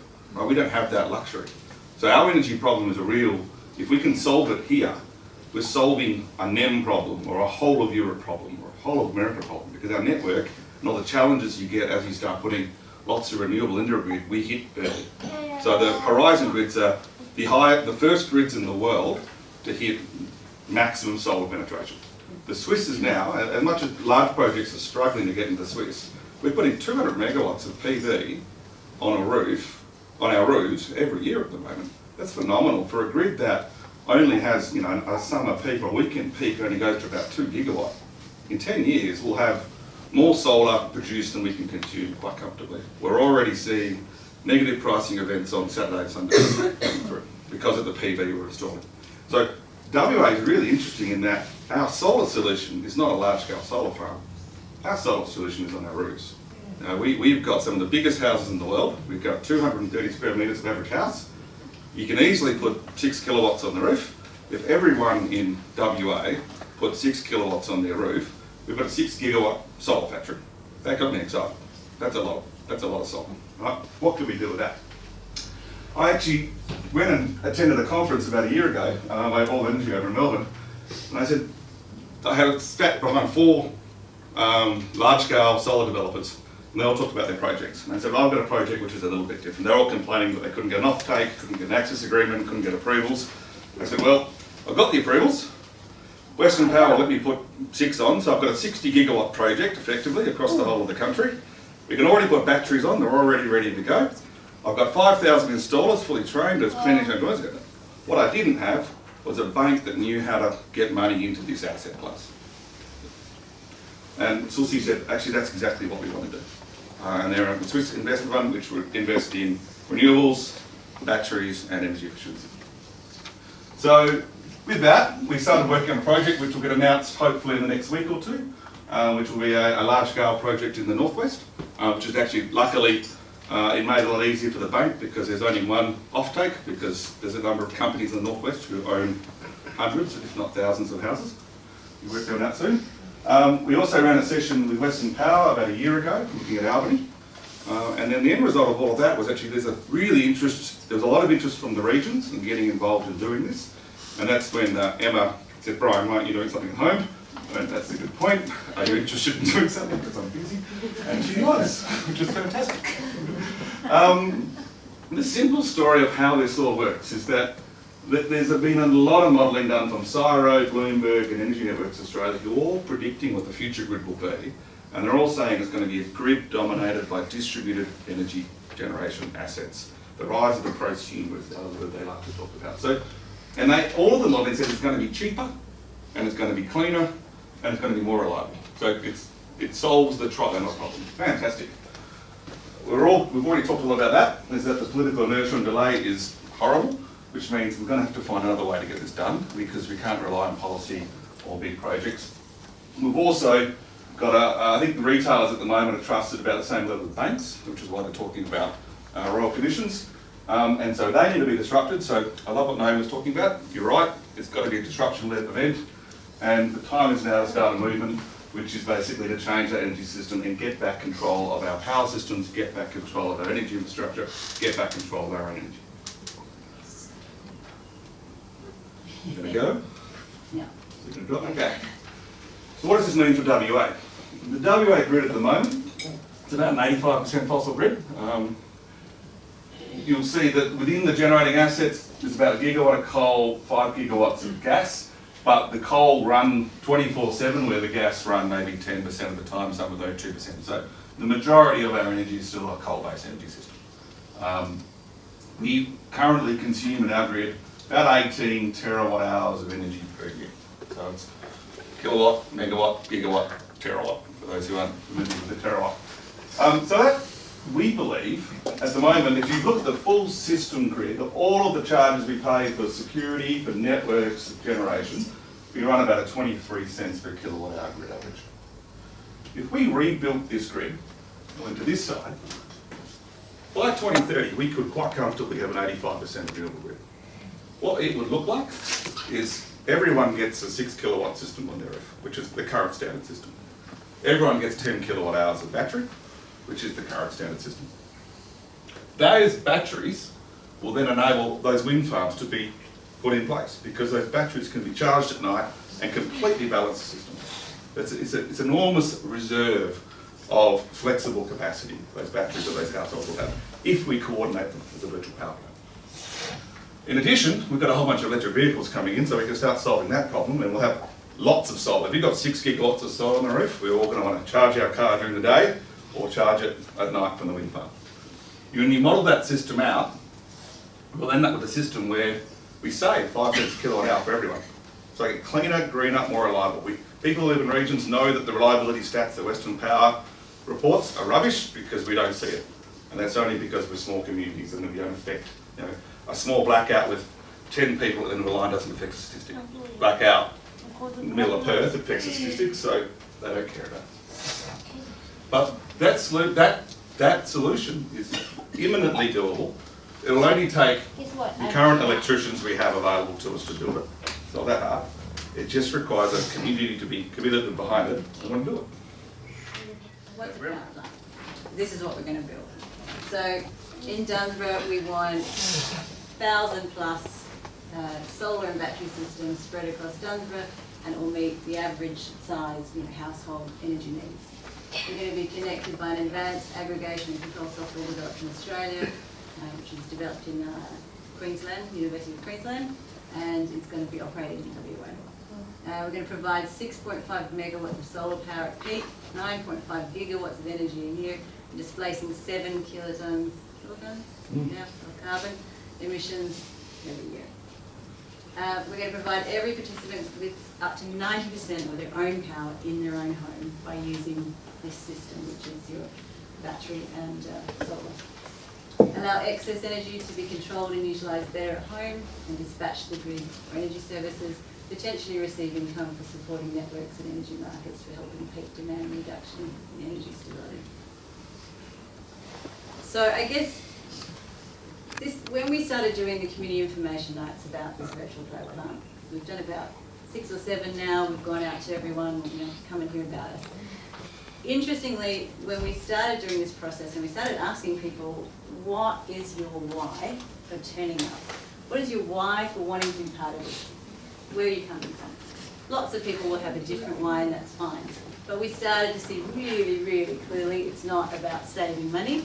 It's not about just the cash. There's a really distinct push for everyone that they give a damn about the environment and they give a damn about being renewable.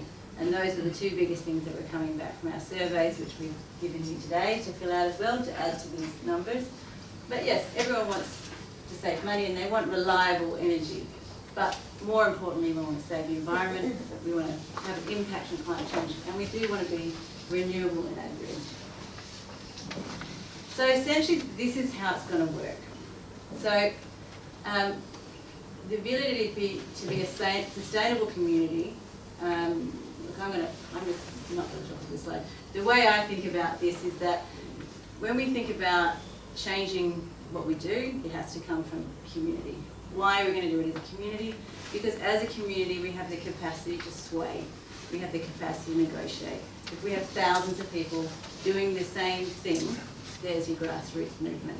That's where you start to say, actually, we're all this many voters, we are this many people, and we're all aligned, we all have these systems, and this is what we're going to do. So that's where the community comes in, because you have more power together psychologically, you also have more power collectively as a virtual power plant. So that's where we start as a community. So essentially what we're saying is that for $36 a week, you can get a system on your home. For $36 you'll get 6.6 on your roof, 6.6 kilowatts of PV panels, you'll get a 5 kVA inverter, and you'll get a 7.2 battery. And that should provide you, depending on your energy use and how effectively you use that, up to 90% of renewable energy in your own home, and that's your own consumption. And if you do provide more than that, you'll be exporting to the grid. So what we want to see is that, I don't normally see that, slides confuse me because I don't normally talk to them, so now I'm talking to them, I'm getting a lot. So the way it kind of came about, as Brian said, was that he came across Matteo Zanni, who works for Suzy, the Swiss company. They're a large, $1 billion equity fund. They're mostly funded by very rich people in Europe. We've got lots of things to do with their money, this is one of them. The IKEA family is actually one of them that puts money into their account, as is the Catholic Church and various other churches as well. So they've got a great big fund just sitting there wanting to spend money on renewables. Matteo came up to Brian and said, look, we've got the money, you've got the idea, let's sit down and work this out. So essentially how it worked out was that Suzy pays for all the systems up front. So they buy all those 1,000 systems, the PV panels and everything else. Then what happens is that they then lease that system to you for $36 a week.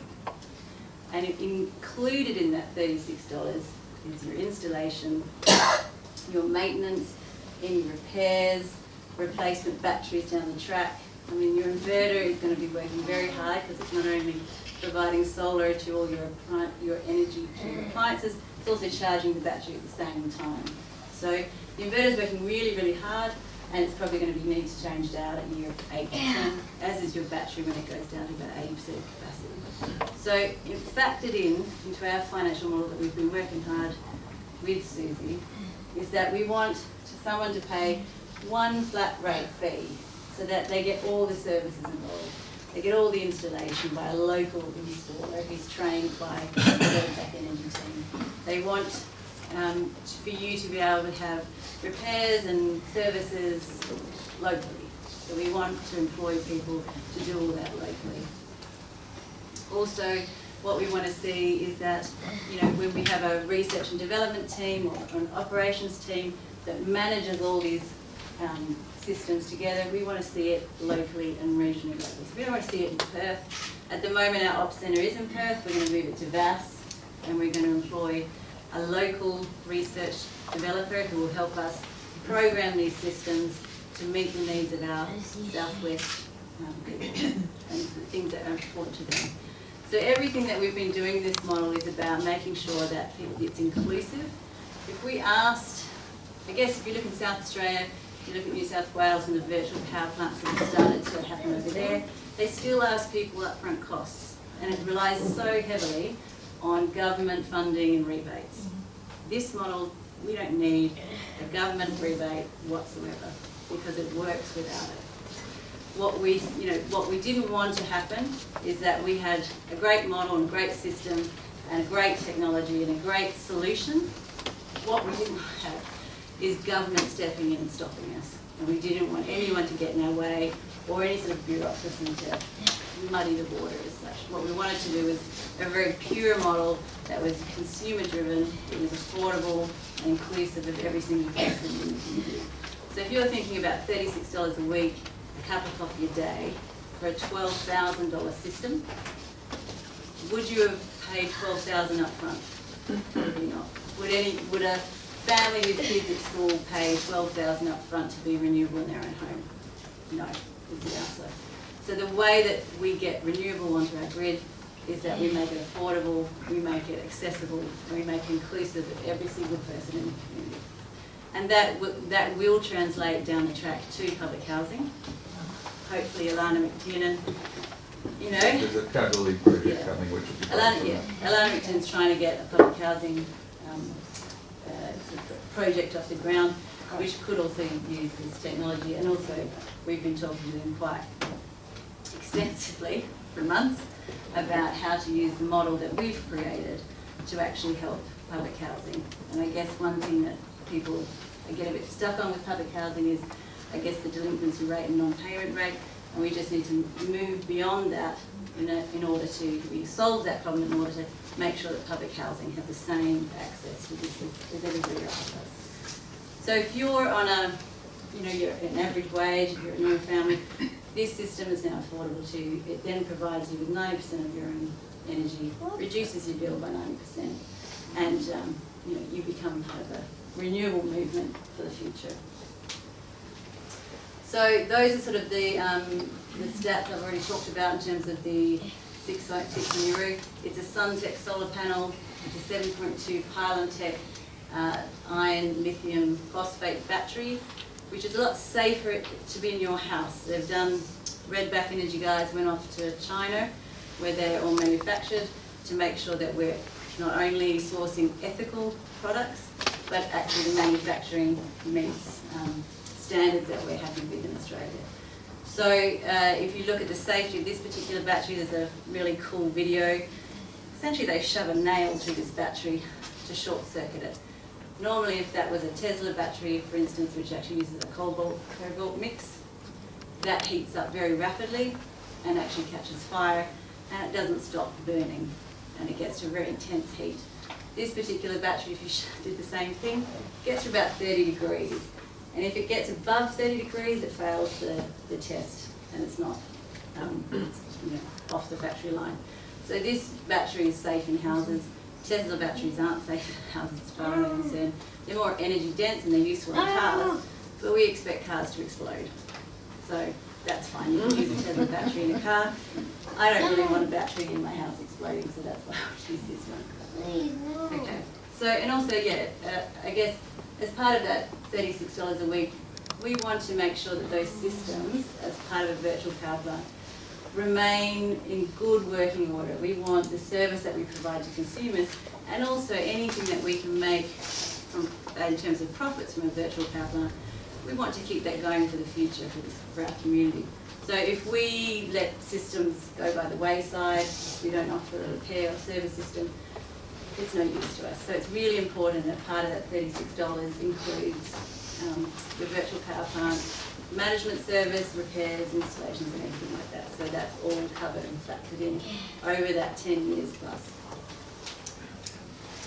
So what we can see is that in order to build a grid, to change a grid, we have to start with our own house. We have to start with our own rooftop and make sure that we're making that happen. So you can see that this is the inverter. The inverter is actually the top section. The bottom section is where the batteries sit, that's the casing. And that's the actual redback system. Personally, I think it's quite a, I don't know if you want to use sexy, but it's aesthetically pleasing in terms of other systems that will go in your garage, which kind of have a battery and a bit of a spaghetti wall of cords all over the shop. That's literally what it looks like. You know, it just sits in your garage or somewhere out of the way and with your panels on top. So, how does it translate to supporting a community? For every system that is installed, Redback Energy is going to be putting $250 into a community fund. So if you think of 1,000 systems, we've got $250,000 to then fund a local project, which could be, people have talked about Dunsborough Pool. People don't like that idea because it's very energy, consumes too much energy. But there's lots of other ideas. It could be electric vehicle charging systems. It could be investing in a fleet of electrical vehicles that commute up and down to Perth. Could be anything.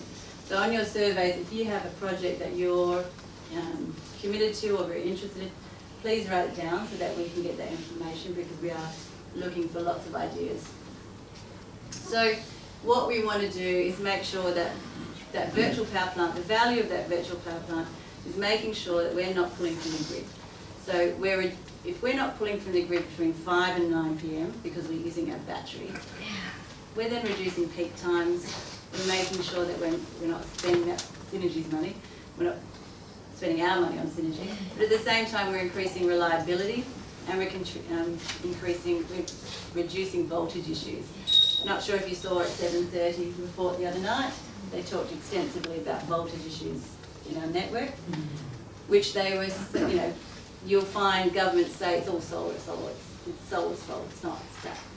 It's not the case at all. Essentially, these inverter battery systems plus solar can solve voltage issues quite easily, particularly if you've got 1,000 people using them.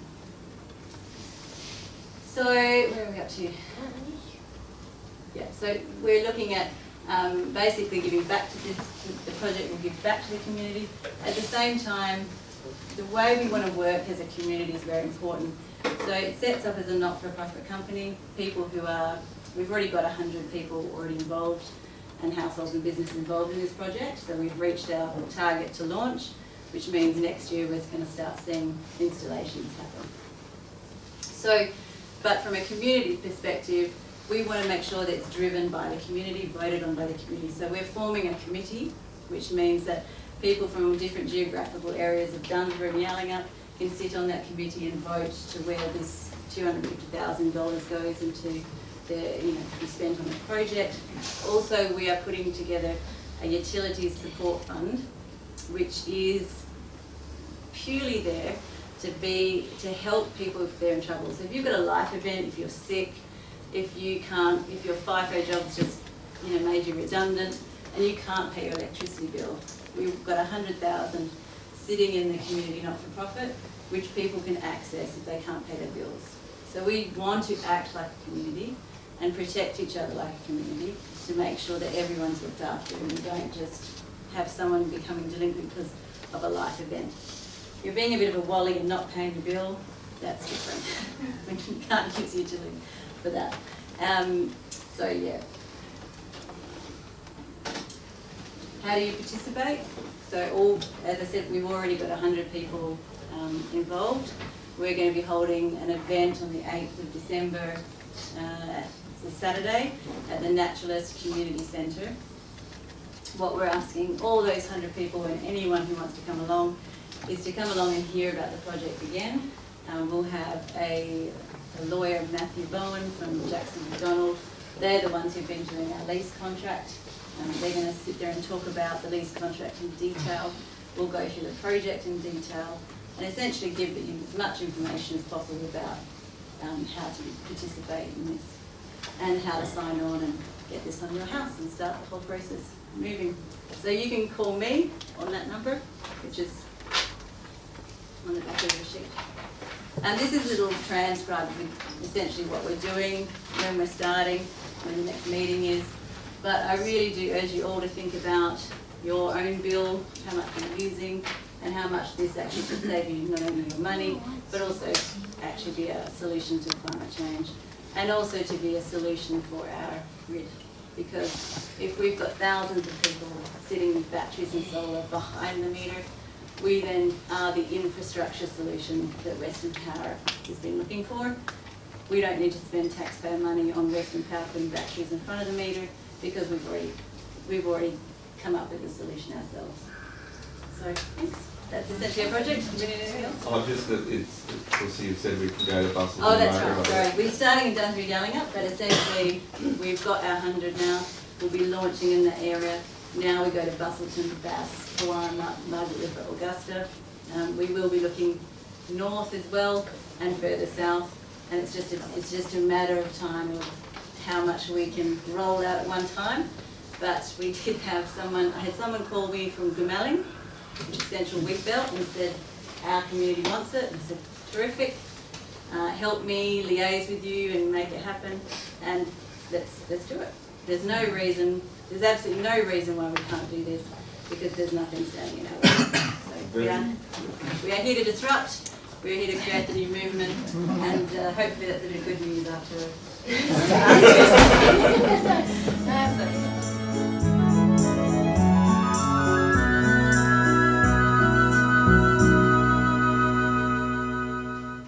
Indeed. Okay, well, I'm going to tell you just a little bit about the City of Busselton. We are the largest and very definitely the largest, fastest growing community in regional Western Australia. So this time last year, there was probably around the sort of 38,000 people in the City of Busselton, and look, if I was standing here in 12 months' time, it's probably around 40,000. 300 plus FTE in the organisation. Operating budget of a little bit over $60 million a year. An asset base of a little bit over $600 million, so that's our lanes, our roads, our rec centres, all those sorts of things. And about 200 million of that is in areas that are looked to be vulnerable to coastal erosion over the next sort of planning period, if you like. We've established, in terms of our financial planning, we've been putting money aside for long-term coastal adaptation and long-term climate adaptation. We're one of the very few local governments to do that in Western Australia. We're also, according to the Business Council of Australia and NBN Co, in terms of new business formation and entrepreneurialism, one of the most entrepreneurial parts of the country, and particularly in terms of regional areas, the new business formation, the innovation, etc. And I think that's one of the wonderful things about working here. I've worked in a lot of different places, and there's a real willingness to grab hold of problems and solve them ourselves.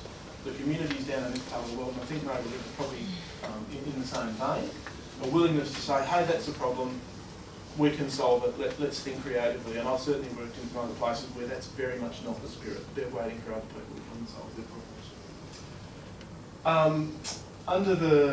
When we had the previous federal government, or I'm not quite sure how many Prime Ministers back, the Commonwealth did a first pass assessment of communities vulnerable to sea level rise, and Busselton, I think, probably not going to surprise anyone in the room, that Busselton was one of the most vulnerable in the country.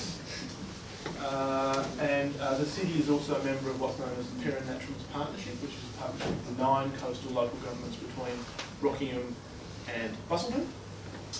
And that's been a really good forum for us to plan together, work together, look at these issues collectively, including what was called the Coastal Adaptation Pathways Project, where we were successful in getting quite a lot of money from the federal government to do some sort of real long-range scenarios in terms of climate change, sea level rise, and things of economics associated with that, as well as the environmental side. Let's talk a little bit about me. So I've been with the city for about 10 years, about 7 years in my current role. About 22 years in local government in all, what have I written up there? 12 different roles at 9 organisations, so been around a bit and settled somewhere pretty happy. I've got qualifications in town planning, I've got qualifications in public policy, and I've also got some qualifications in public administration, so I guess a broad range of sort of academic background. And during my time at the city, I've led or overseen a whole bunch of different projects that have a environment, climate change, natural resource management element to them. You can read some of those things up there, and I'm obviously going to talk about a couple of those today. How? Okay, now I was going to find out a little bit about you. Why did you make me line up with that? Oh, you haven't been sat there quietly, actually. But I'm encouraging you to talk a little bit more. So, how far of the people in the room who lives within 100 metres of the coast? Who lives within 500 metres of the coast? Who lives within a kilometre of the coast? So we've pretty much got most of the people in the room within a kilometre of the coast. We're up a hill. We're on a hill.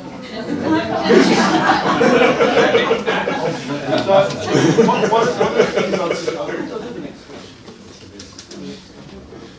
Okay. How often do you see the water? Do you see it multiple times a day?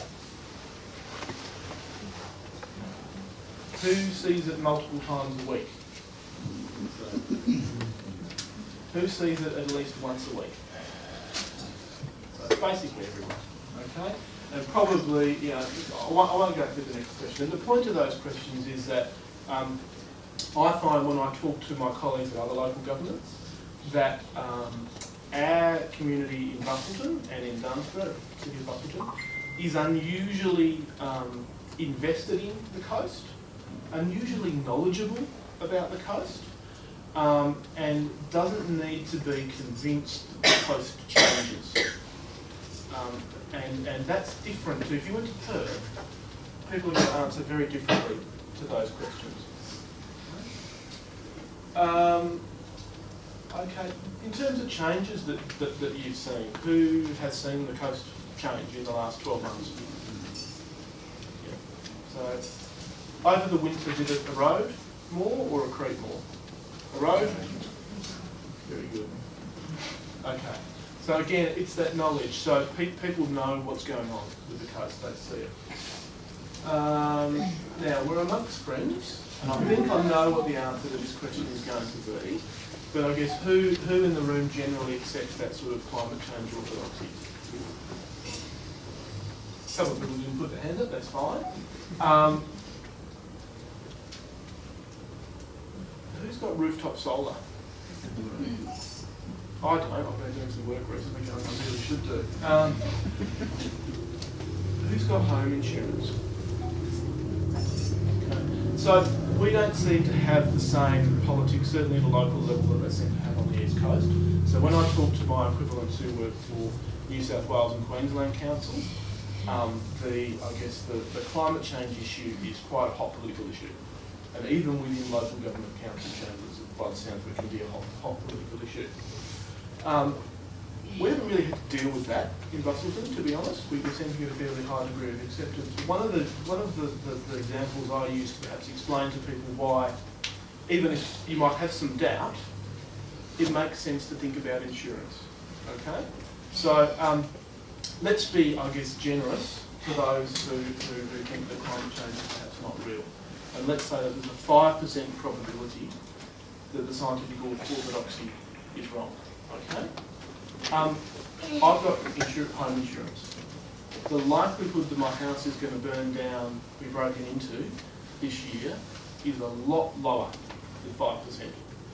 Okay, and yet I pay for home insurance because the costs of getting it wrong are really very substantial, and the costs of getting the insurance, for me at least, is not much of an impost. So I think that that's a good frame if you are talking to people who are sceptical, that insurance mindset. A lot of the stuff that we're doing in terms of adaptation in particular can be thought about as insurance. Probably not, probably a real risk, but the insurance metaphor. Okay, so coastal adaptation. What is coastal adaptation? An adjustment in natural or human systems in response to actual or expected stimuli, or the effects which moderate harm or influence further. You can read that there. Okay, so that's what we're talking about, coastal adaptation as planners, engineers, environmental scientists, etc. That's what we're talking about. Okay, stimuli, harm, loss. What are we talking about? What do we mean? We effectively mean coastal erosion or accretion. So that's the movement of the coast. We're in coastal inundation or flooding. We put out in, I think it was Ron asked a question before about saltwater intrusion. That's probably another potential harm. Those top two things happen anyway. They happen all the time, particularly in such a low-lying sandy coast as Busselton. Sea level rise accentuates those things. It's not new risks, it's accentuating, potentially quite dramatically, some existing risks. Let's have a look at some modelling of the risks.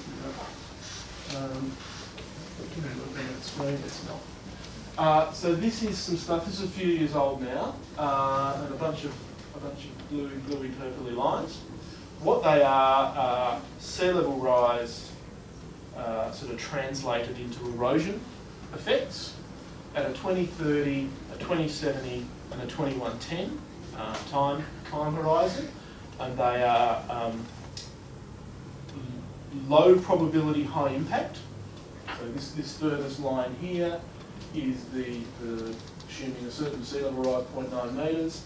If you don't defend the coast, in 2110, 5% probability that the coast is eroded to there. So where are we? We're just about here. No, we're here. We're right there. So we'd need our togs in that scenario. And I guess the one closest to the coast is the 95% probability in 2030. Now, that section of the coast there is protected. See the sea walls there. They get to about 3.5 metres AHD above sea level, and they've got technically a 40-year design life. But those sort of lines continue down along the rest of the coast, from Forest Beach through to Dunsborough, effectively. And if you just look at this area here, you look at some of the assets that are there. Obviously, those built assets, the cultural assets, the jetty. You've got the Pioneer Cemetery in that area. And certainly through that coastal strip, you've got a lot of Aboriginal heritage, around in those little four-dune areas. And these lines, if you go out to the wetland areas, the Basswannarup estuary, these lines are on the inland side of the estuary channel.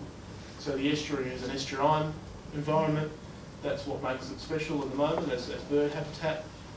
If those sections of the coast aren't defended and these sort of things come to pass, that becomes an inlet, not an estuary.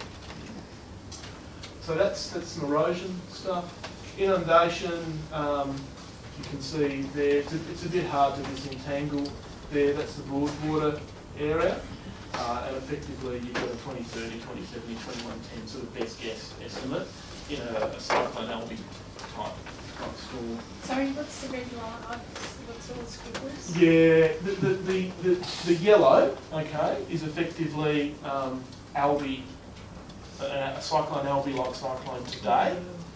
And I've actually overlaid this on some aerial photography that happened after that modelling was done. So as we can see, there's been some coastal erosion, and this stuff, the water's actually showing less than. And then when you get into the green, I think, like the red, are areas that will be wet in 2110 if you were to get an Albi type of event. Okay, so They're lower areas of effect, aren't they? Yeah, they are, and this is actually reasonably sophisticated modelling. It's not just bathtub modelling. They're trying to make some estimates of frictive effects and some of that sort of stuff. Very hard to model, particularly if you don't actually know where the coast is physically going to be, because you've got that uncertainty around how we manage the erosion risk. This is just bathtub stuff. So the latest advice from the Department of Transport in terms of what we should be planning for new development for inundation risk is around effectively a cyclone algae event coinciding with maximum astronomical tide with 0.9 metres of sea level on top of it, and then some allowance made for wave set up and having to have free water, etc. So that gets you to about 3.8 AHD, so 3.8 metres above sea level. And this is just a very crude bathtub model of the parts of Busselton that are 3.8 metres AHD or lower. So my place is definitely in that, as is here. It goes quite a long way in there. The coast is dynamic here. This is a slide I've rolled out for a few years now. It's a very well studied section of the coast because it was subject of a quite controversial compensation claim. But you can see here how much the coast moves around. So we've actually got some early survey plans from the 1870s, and the coast was actually here, something about 1870. Got a lighthouse in the corner. And you can see sort of the earliest sort of really good records. We've got it from 1941. People know there was an air base, American air base here, and they were up there training and taking lots of photos. So we managed to get those photos and do what's called photogrammetry with them. You match them up with known objects, etc., and work out where they were. So you can see this line is the vegetation line, so it's the back of the dune, effectively, all that first bit of dune vegetation. So in 1941, where it was, 1975, actually net erosion along most of that section of the coast between 41 and 75. And then a very long period of mostly net accretion. And you can see in 2003 the coast was way out there. So 180 metres of land added in 28 years. And then we had a La Nina weather event.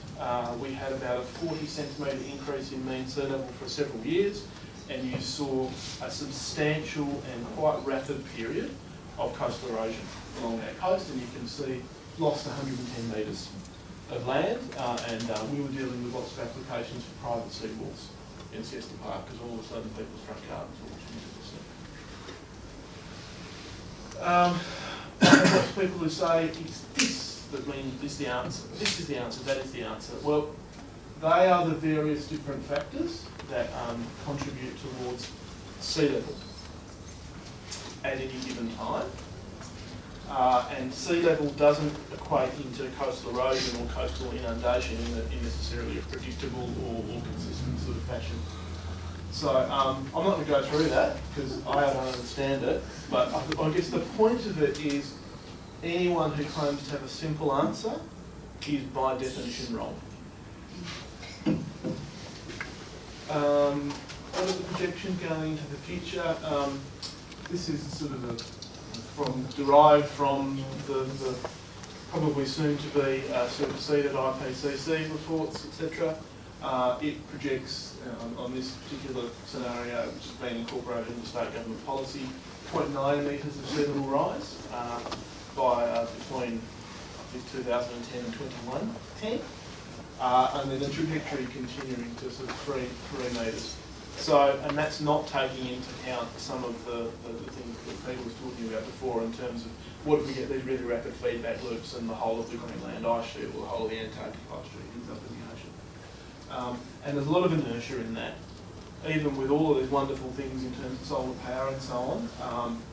Most of that, certainly to this point, if not well beyond, is coming.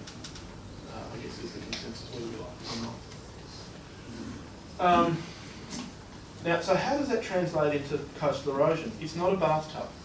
You can't work out the effect of a metre sea level rise by just going, well, where's the land 1 metre above the ocean? It doesn't work like that. Crudely, there's a thing called the Bruner rule, which says that on a sandy coast, you'll have a 1 to 100 relationship. So a metre of sea level rise will result in 100 metres of coastal erosion. We've looked at it a little bit more sophisticatedly in terms of our coast, and this is effectively the ratio there is 40 to 1, 50 to 1, 60 to 1, etc. And that's looking at our coast and saying, what is the responsiveness like? So out towards Dunsborough, where you've got a fair bit of rock, you're protected from southwesterly storms, those sort of things. Perhaps your response rate's only 10, 12 to 1 in terms of sea level rise. By the time you get to Forest Beach, different sort of coast, different sort of orientation, you're up at around 60 to 1, according to that. So and that's some work that was done for us by a consulting firm called Damara. Planning, this is the framework. You're supposed to start with trying to avoid, plan to manage, retreat, accommodate, protect. I guess the issue with Busselton is there's not really an opportunity to avoid. We're here. So we mostly end up in that plan to manage, retreat. We're making choices between plan to manage, retreat or to be frank, protect. You can accommodate to some degree, but that's where the choice lies. Just to give you an idea of what protection might look like, there's this, a few years ago now, we did some new coastal protection at Dunsborough, the main Dunsborough town foreshore. You can see here, these are geotextile bags going in the ground, so basically big geotextile plastic bags full of sand, they're really heavy. You put them in the bottom of a hole and then they effectively manage to, the wave energy is absorbed by those structures and you can manage the coast. It's one way of managing the coast. Lots of different technologies and that stuff didn't really exist 10 years ago. So that's, it's a fairly rapidly evolving space. And when you look at Shanghai, New York, you look at other cities, they're going to have to face all sorts of problems. I think it's going to continue to be a rapidly evolving space. There's lots of smart people who are going to be trying to find solutions. I'd like to talk to that a little bit, but really it's a journey. It's about a process. It's not about do this now and solve the problem. It's about a learning, evolving process over time as we learn about these issues and how to respond to them. Okay, so just in terms of our coastal adaptation strategy, and I'll talk about projects in a minute. There's a coastal values project done recently. You can do all the technical stuff we want in the world, but at the end of the day, it will come back to what do we think is important, what do we think is not important. We have to underpin our decisions with that sort of information. We've done some recent consultation through the Cities Your Say platform, which was opt-in, and we're actually about to get the results from a random phone survey. One of the things that we find when we do consultation on coastal stuff in particular is that when we do opt-in, we get a lot of people who are already engaged. And it's really, one of the things we've recognised is that if we want to make decisions about the long-term future of the community as a whole, we need to be trying to get the views and values of those who are not necessarily automatically engaged. One of the best ways of doing that, in my experience, is through random phone survey stuff. And once we, I guess, have got to some real choices in terms of what we do, where we go, where we put money, where do we not put money, etc., we would then have a lot of consultation, and it will be this phone survey stuff as well, but it will also be much more engaged in participative type stuff. I'll just give you a flavour of some of the questions we've been asking people. So you won't be able to read the text there. This question here is asking people how important to them having long stretches of uninterrupted beach is. So Geograph Bay, it's big, long, sandy beach. That's one of the things that makes it really special. So this green here is the people saying that on a scale of 1 to 10, that is very important to them. So a bit of a no-brainer, but what have you got there? Nearly 3/4 of the population putting that at the absolute highest end in terms of importance. On your right-hand side, rather, we're asking people in terms of addressing these issues, who should pay?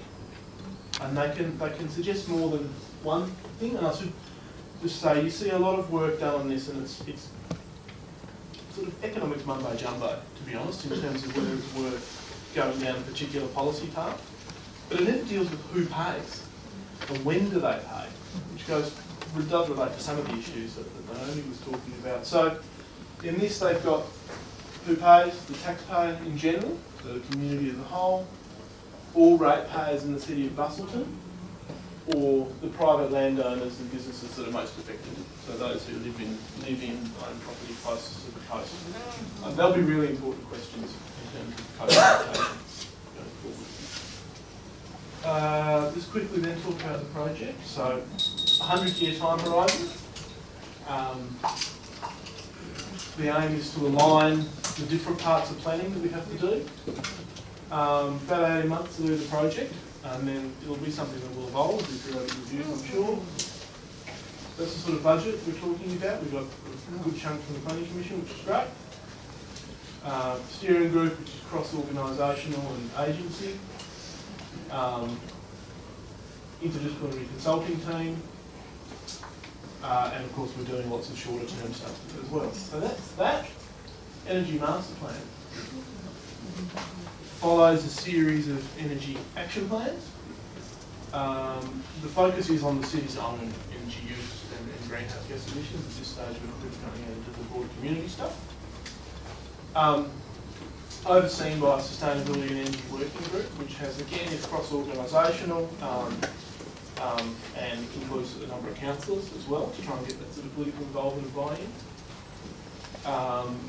As part of that project, we've recently joined what's called the City's Power Partnership, which is a climate council initiative for information sharing, advocacy of local government, cities, etc., in terms of climate change issues.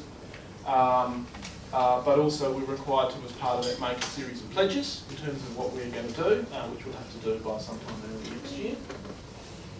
The vision for the Energy Master Plan will include the city becoming a net energy exporter. And we think that's very realistic. And the draft of that will be under council early in the new year. And as I say, there's some practical actions already being done. So just quickly, these are the sort of how we've kind of divided it up conceptually. And I'm just going to talk very briefly about three of those and we'll go through more of those. Okay, rooftop solar. So this is some work there, and just in terms of what we're planning and how it fits into broader planning. So you can see the efficiency initiatives down there, rooftop solar initiatives.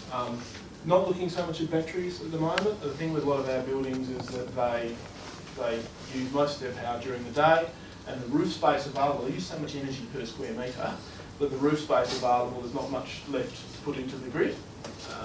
We are looking at some other options there.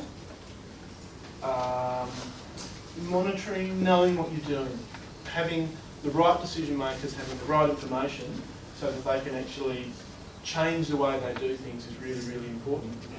So we've invested in what's called Planet Footprint, which effectively maps all of our energy assets and gives us more or less real-time information in terms of how energy is being used.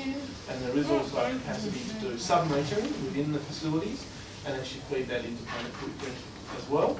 And certainly at the Geograph Leisure Centre, which is our largest sort of single point use of energy, we'll be looking at sub-metering just so we get a real handle on where we're using energy, when we're using energy, and then be able to focus in terms of efficiency and